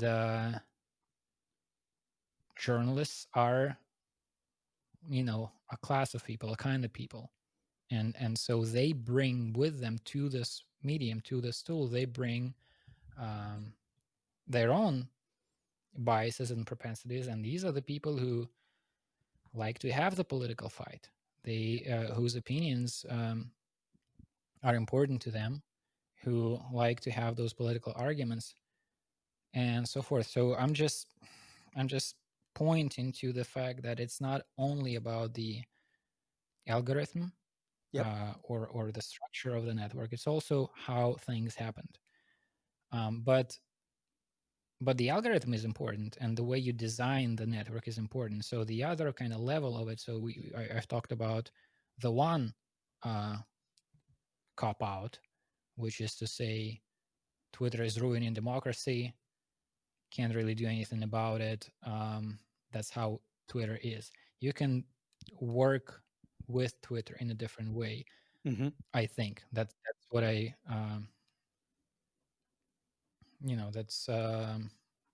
that's the premise. I think that's more productive. And then the other thing is you can change Twitter, or you can create a competitor. Yep. This is not, the fact that we've had Twitter for what, 10 years, 20, how old is it? 10 sounds about I don't right. know. I don't know. While you're going on, You know, this thing happened, so it's good, it's successful now. Mhm. TikTok did not exist a few years ago, and now it's hugely successful with young people. And the reality you see on TikTok is completely different from the one you see on Twitter. Yeah. It's a lot of dancing and singing, Yeah. and expression and Yeah. and fun that's had. And Th- you can come up with a new one, This is and Neil if it's Ferguson's better, point about Twitter. It's and Facebook is it was, by the way, it was founded 2006, so it's 14 years old. Um, mhm. And remember what it was. I mean, It, there was a time when every town in the United States of any size had 3 newspapers, and each newspaper had its own political ideology, mhm, right? I mean, there were as many newspapers in the United States as there were towns. You know, I mean, think mhm, about that. That's really something. And then just to now, how real is that now? Well, it's not. That's different. I mean, it's actually surprising the degree to which dailies in small towns have survived. But it just goes to what you're saying. that Twitter, was one of my yeah, that was one of my favorite things to do when I was traveling through America, is to look at the local newspaper. yeah, Just there's something about it, just the feel, the format. You see what the headlines are, hmm the titles. I yeah. loved it. I've been thinking about actually writing for mine, just for no money, just to simply put some effort into something like that. It'd be interesting to interact with my community in the way of a journalist. That'd be an interesting phenomenon. Mhm. And actually, one of my favorite media outlets, if not my favorite one, is um, it's an online little media for my hometown, which is Zelenograd, which is like administratively it's part of Moscow, but I think it probably has like 300,000 people now. Oh wow. It's its own little, and I love that. Uh, Zelenograd.ru. I love it because it is professionally done. It's the people working there are really actually good at writing it. It's good journalism, hmm but uh, what I love the most about it is the fact that this high level of journalism, of professionalism, is targeted at the small things. There's like, I remember one piece of news that I read there, an article which was, workers are digging a hole next to this victory park. It's called, park in the name of the victory in the Second World War. Uh, The workers are digging a hole, and then it's a pretty large hole. And we try to investigate what it's about, and the workers don't tell us. And we call the town hall, and so there. I mean, it's like something from dystopian absurdist writers of the early 20th century. wow. There's a hole that's being dug, and we don't know what it's about, and Well, nobody seems oh, to give us the answer. That the degree of they try to go the length of figuring this out when it's such a non-event for almost everybody else. Uh, well, so yeah, that's a digression, but you know what? I've seen. I don't know if anything is happening with it, but some months or maybe even a year ago, I remember reading a little post by, I think it was Hamish McKenzie, one of the co-founders of Substack, the platform that's gaining more and more traction for newsletters, mhm. um, where he proposed Substack as the solution for small town media, for local media. Oh Like, man, that's a good idea. is where the little local newspapers can go. And I thought that was very interesting, and I'd love to see that. I don't know if anything happened with that. I don't know if people picked that up, Mm, tried it at all, mm. but that's an interesting thing. And that is another, Substack is an example of a bunch of guys trying to solve the problem with, what they saw as the problem with modern journalism. Like, you don't have to just say, well, clickbait is horrible, we're doomed, information is going to be um, geared towards getting the clicks in this particular way. They sat down and thought, what can we do about it, and came up with a business project that is also um, their attempt to make the situation better. Yeah. I'd often You thought, can do I'd that. often thought, just what if I started a damn blog, gave it a catchy name, and just went and talked to people about what's going on in their lives, strangers, people at restaurants, friends from groups I'm part of, and just keep my ear to the ground for stories. If I hear a story, talk to Hmm. three people about that story and write a blog post. I bet you'd get traffic just because people are curious about their damn community, you know? And Substack would be excellent for that. Man would be great for it. Yeah, yeah. There are a lot of, again, to me, the thing is, we what is the word? I forget the word for it in English. In school, we used to have in like sixth and seventh grade. The shop, we worked in the wood shop for a year, and then with these factory machines. Yeah. The place where it was gendered, by the way. I don't know how it is in America. I'm pretty sure it's still the way this way in Russia. It was gendered. The girls learned how to cook and make clothes and stuff, and the boys learned to use you know um, a hammer and a nail.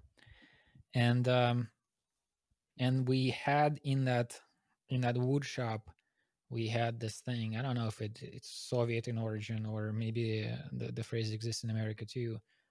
um, it's something like, I forget the exact formulation, but the meaning of it was, if you're trying to do good work, you have a million solutions. And if you're trying to not do work, you have a million excuses. You can find either. It's Sure. about creativity. Yeah. And so my thing is just start out with asking the question, what can be done? Mm-hmm. How I can fix the situation if there's a problem, or do a whole new thing. If you don't want to fix a problem, just do a thing that's going to have good outcomes. Mm-hmm. You can do that. uh, New social networks are possible, change of old social networks is possible. um, a different way of using the old ones is possible. Yeah. And so that's one thing. And then the other is, how much are you gonna, a culture shows itself a certain way in a social in a certain media environment. Disentangling where the cause of the culture being this way on that in that media, disentangling where it's um, the culture and where the tool is very hard. Like America, I don't know. Do you think if Twitter was shut down, the political divide in America would go away? No way. I don't think so. I don't think And, it, so. and I actually think So it's it's something. Yeah. yeah, these. You go ahead. Well, I was just gonna say, like I kept bringing that up. There was this big riffraff. There was this big old riffraff about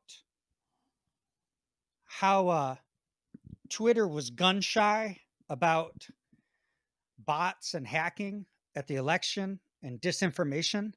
So they were they were a little. I'm mixing my metaphors. They were gun shy and trigger happy. They they overreacted by blocking the New York Post's story about those Hunter Biden emails, and everyone on the right freaked out because Twitter was censoring them, right? And people on the left were, of course, concerned Mhm. because all these people wanted these emails of unknown origin to be taken seriously, which I think there's a case to be made for that perspective. I think you've pointed that out yourself. But the question that came to my mind, and I asked it of a couple people, but was how did we arrive at the circumstance where we had come to believe that a free service, uh, a software platform, was somehow like responsible for getting us all of the news or something? Like when did that become a thing for us? Like when did we start thinking that this service that we get on for free and sign up and choose to use, that they somehow owed us something as far as like the portrayal of reality with respect to news? Like I couldn't believe that people thought that Twitter had any responsibility for sharing or not sharing something, you know, like Well, that's the argument, whether all these Twitter and Facebook, whether they're more like a media network that mhm, should be held responsible, that mhm, should have any kind of responsibility to what is being said on it, mhm, or whether it's more like a telephone where yeah, you don't blame AT&T for what somebody told you over the phone. right, Um, I'm closer to that second camp for sure, but there's another there's an interesting thought that I've so as I said, Russia has other kinds of social networks, and Russia also has a government that's more effectively totalitarian, let's say. That's a big word, but mhm, power grabs sure, are no problem, yeah, easier done here. and And it seems to me that the natural direction, I don't know if people are thinking about this in the Russian government, but it seems to me that the natural kind of progression of their approach to the internet would be to get one of these networks. Vkontakte vk.com is like the Russian version of Facebook.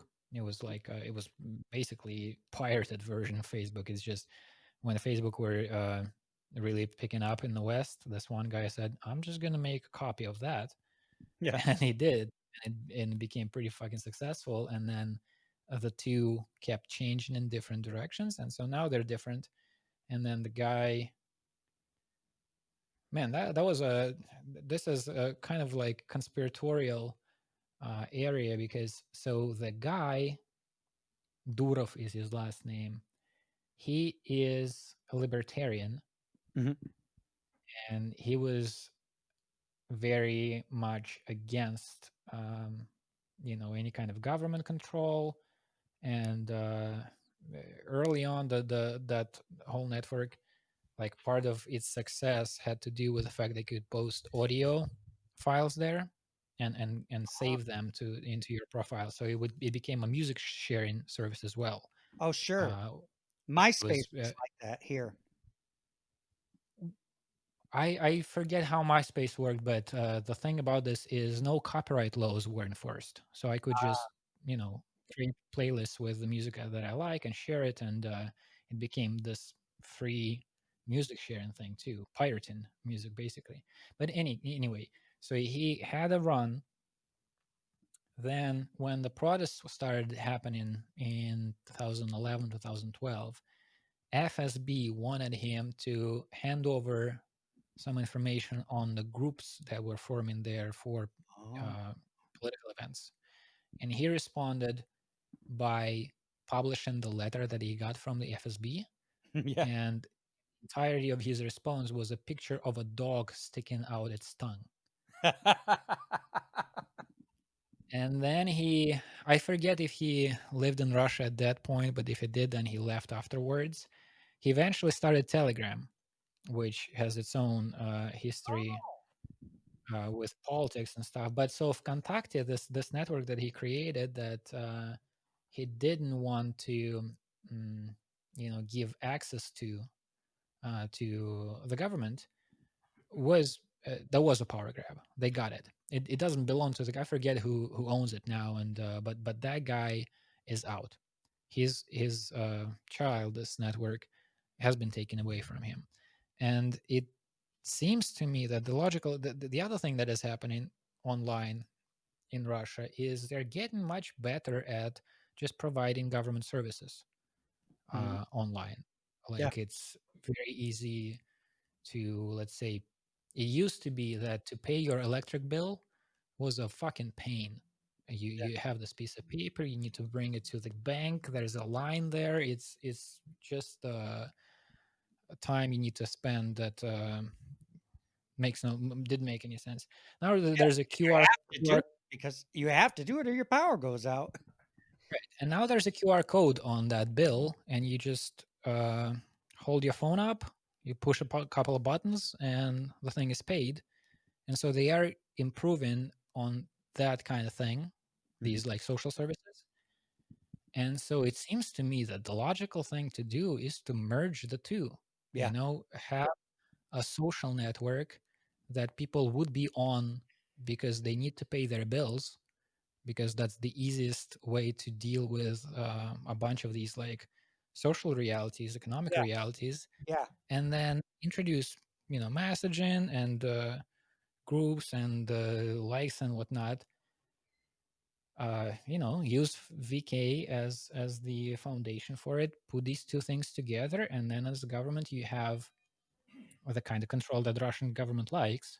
And then I'm bringing this up as a parallel to a conversation that's happening in the US about whichever amendment that is, where free speech can be censored. People have Yeah. this argument, well, Twitter can do whatever they want. They're not the government. Yeah. This is a private corporation. They can do whatever they want, and they have their own laws and rules that are global, by the way. It does not make sense for Twitter to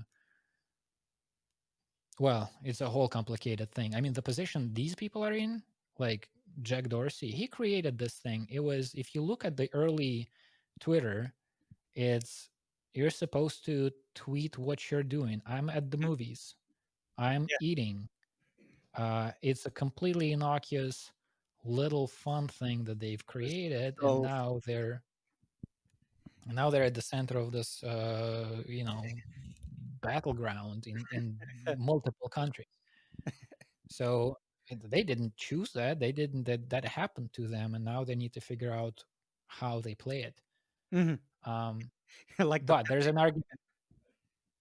Sorry, can you like the repeat that? Pepe guy. The Pepe guy was like, "Dude, I was just making joke Right, about my right, cousin peeing." right. And so, yeah, so there's this argument where can we talk about censorship when it's a private corporation deciding what goes on the network and what doesn't? Well, one way to answer that is to create a public social network. And again, if we were looking for solutions, that could be a solution. Create a social network that's good, that's public utility, that would adhere to the Constitution, to all the other laws, that whose leadership would be elected.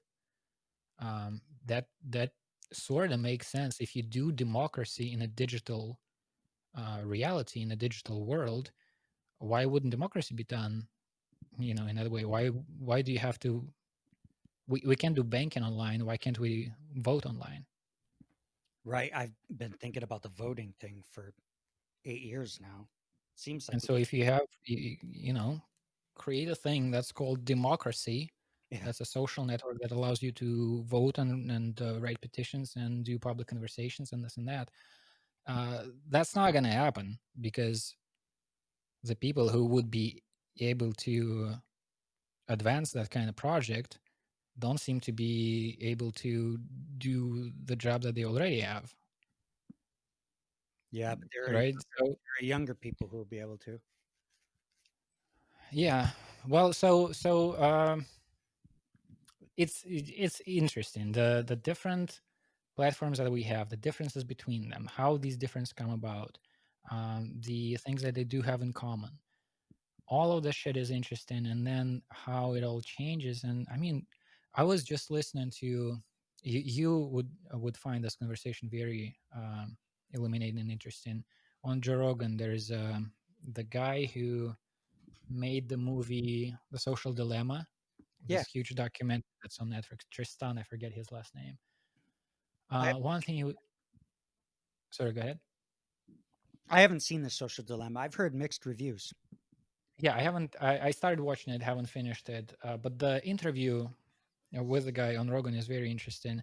I don't agree with him in all things, but the topic is fascinating and very important. And one of the things that he said that I remember hearing about but not paying too much attention to is, oh, I forget the country. It might be multiple countries in Africa where Facebook had this deal where when you get yourself a smartphone, you get Facebook installed on it already, Mhm.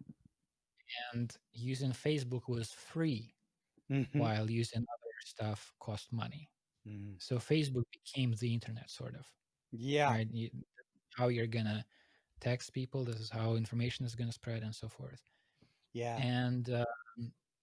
And I forget the particular examples he brought up, but multiple dreadful things have happened because Facebook handles the spread of information. I forget what it was. Some, I don't know, ethnic cleansing or something that was organized on Facebook. Mm.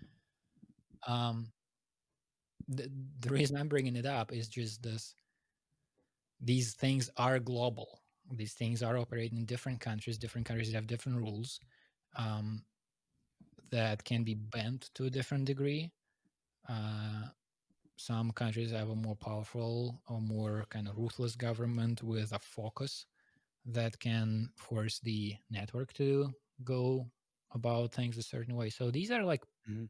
huge political Interesting. entities. Yeah.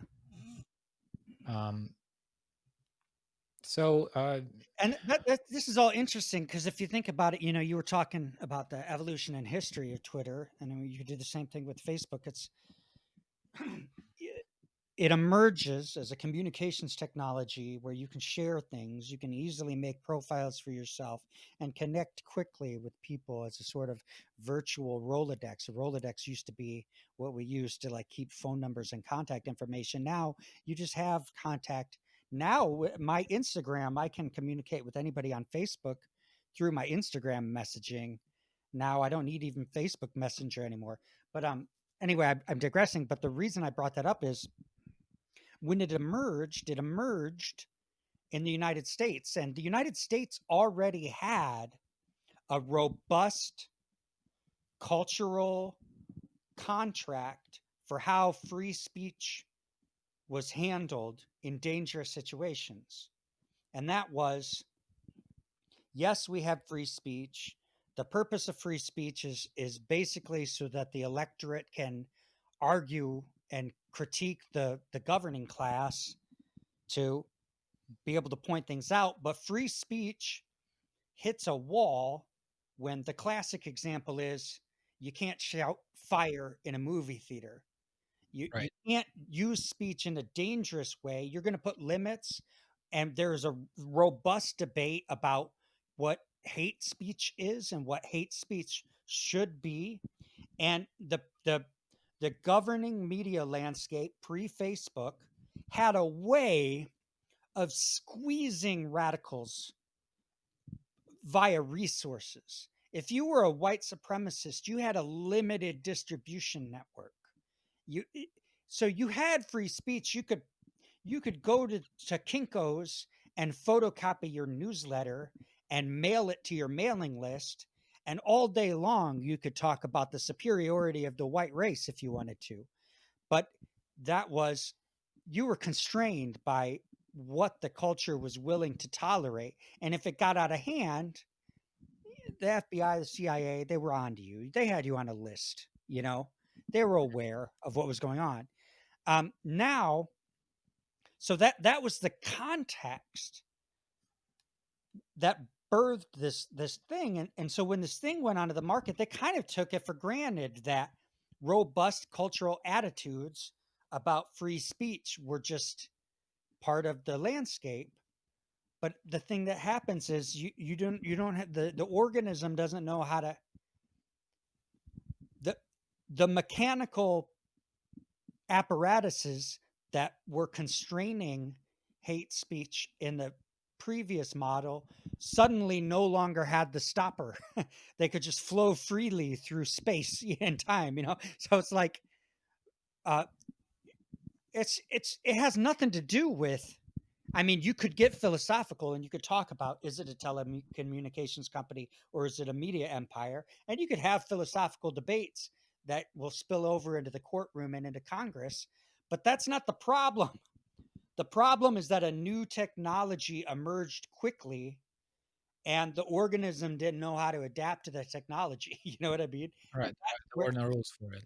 yeah. So I think it's admirable that Jack Dorsey wants to have a strategy.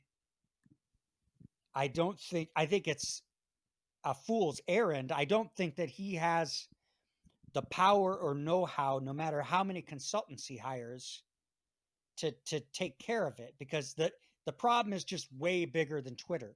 So it has to do with teleconnectivity and bandwidth and broadband and internet in general. It's just way bigger than Twitter. It is, yeah, and but Twitter itself is big and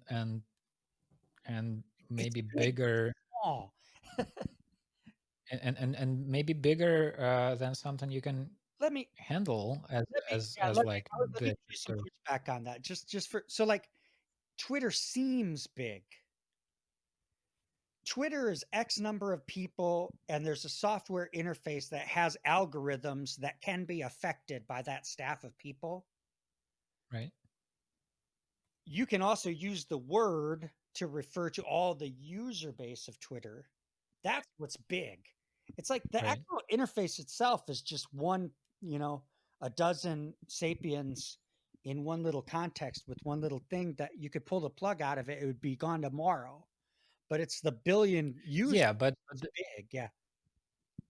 the user base is big. The presence of the president of the United States on it, and the fact that he's been doing it, Yeah. using it as his main channel since before he was the president, is Yeah. an important thing. But structurally, I don't know how many employees it has, but it is the structure that I don't think Jack Dorsey has a handle on. Like the Sure. feeling that I get from listening to interviews with him is he seems like a very smart guy and mindful.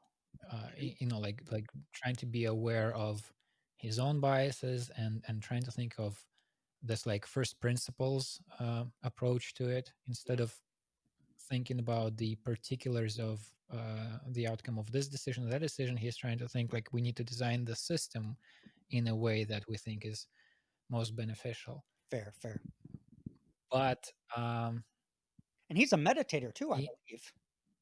he is, and he goes on retreats and the whole thing. But my point is, when he talks about it, what I hear is there's this beast that I have. Like I created the thing, but it is a huge multinational corporation now that is embedded into the political process, into all of these things happening in the American society, but also all around the world.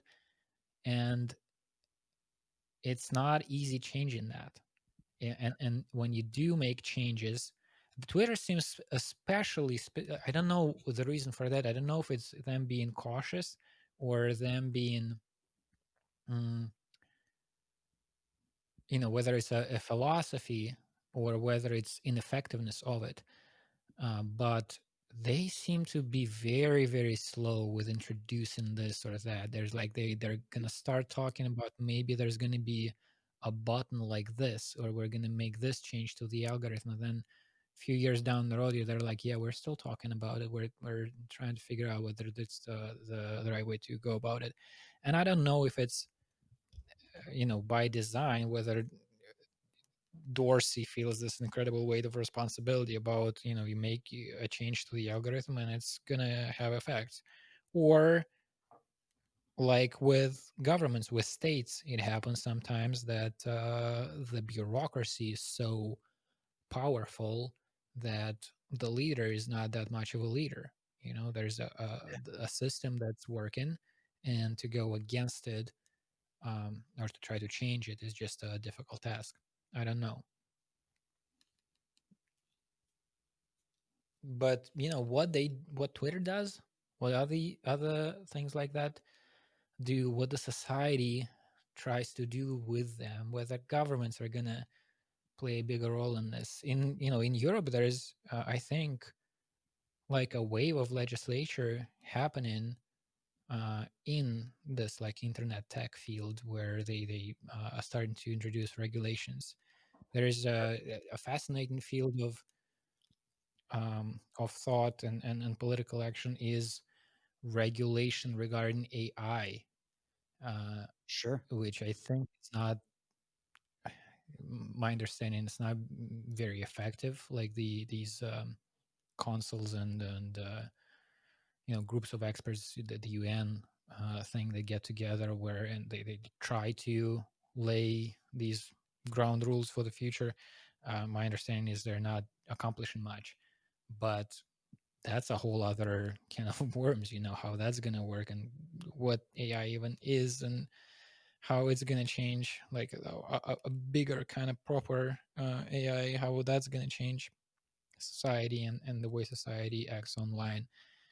All of these are complicated questions, but again, my if I have a conclusion here, or like a message, is that these are things that you do. These are things you can try to influence, fix, create competitors, um, or you can just complain about them. It's the same to me. You just got at a kind of essential aspect of political debate, and that's you know the the push and pull between individual agency and the ability for the state to greatly hurt or improve the lives of its citizens. And it's always going to be a debate for as long as there are humans and as long as there's politics. It's like we have the ability with our imaginations to completely reconceptualize reality. Mm-hmm. We can make poverty a joyful experience if we choose to discipline our minds to do that. But that doesn't mean that government officials don't have ethical responsibility for trying to eradicate poverty. But there's a Right. line, you hear like John McWhorter and Glenn Lowry are always arguing like if you get just get rec- if you just get reparations and if you buy the kind of leftist aspect of Black Lives Matter, what you're doing is you're telling teenagers that they don't have to get their act together, that they don't have to, study or work hard to pass exams and things of this nature. Well, that's only part of the story, though, because no matter what the government narrative is telling them, there's also just everybody within their community and they could also make a decision on their own this way or that. It's just it's like two sides of the same coin that I don't think can ever be reconciled. I think they're like the particles, they play against one another, and that's what, like in the Tao, that's what creates the energy. It's like Mhm. that's the conflict. Like we are absolutely fated to our circumstances, end stop. Also, we are completely liberated by the teachings of the great sages to be completely free from the bondage of the material world and stuff. And those things are in this dance with one another. Right. Right. Yeah. I don't know, man. I don't. I feel like I'm somehow gotten on this into this kind of problem solving mode, What else are and you I gonna don't know if it. Are you going to be constructive or destructive? I mean, that really is a choice that you really can make. And both things can be valuable. You can destroy something that's bad. You can construct something that's good. Hmm. There's destruction, creativity, the destruction in changing things. Um, but there's also, to situate all of these conversations within something that we started talking about. Like reality is weird and um, fluid and changes, and all of the political and technological developments are still situated within the human experience, which is a fucking trip. That we don't. I mean, I I just try to remind myself, and we were talking about like learning to speak. I want to have more ways to remind people about how weird and inexplicable this reality is and how little we understand of it, and to keep that in mind as we go about figuring out how to navigate the contexts within that bigger one, right? So you can argue about economic policies or who you're going to vote for, and that can be, you don't have to rob that of importance. That can be treated as a serious important thing, while remembering that we don't know what reality is and consciousness and whether, like, what the nature of the self is, um, whether all of this is real at all, and if it is, then in what sense, and if it's not, then in what sense. um, so I take breaks. I try to be productive, and then I take a break and remind myself that just breathing is a mystery, and worth paying attention to. Absolutely. And folks, if you're interested in what Nikita was just talking about, check out psychopolitica.com. I'll put a link in the post here. Nikita, this was a great conversation. Same here. Yes, I always enjoy these.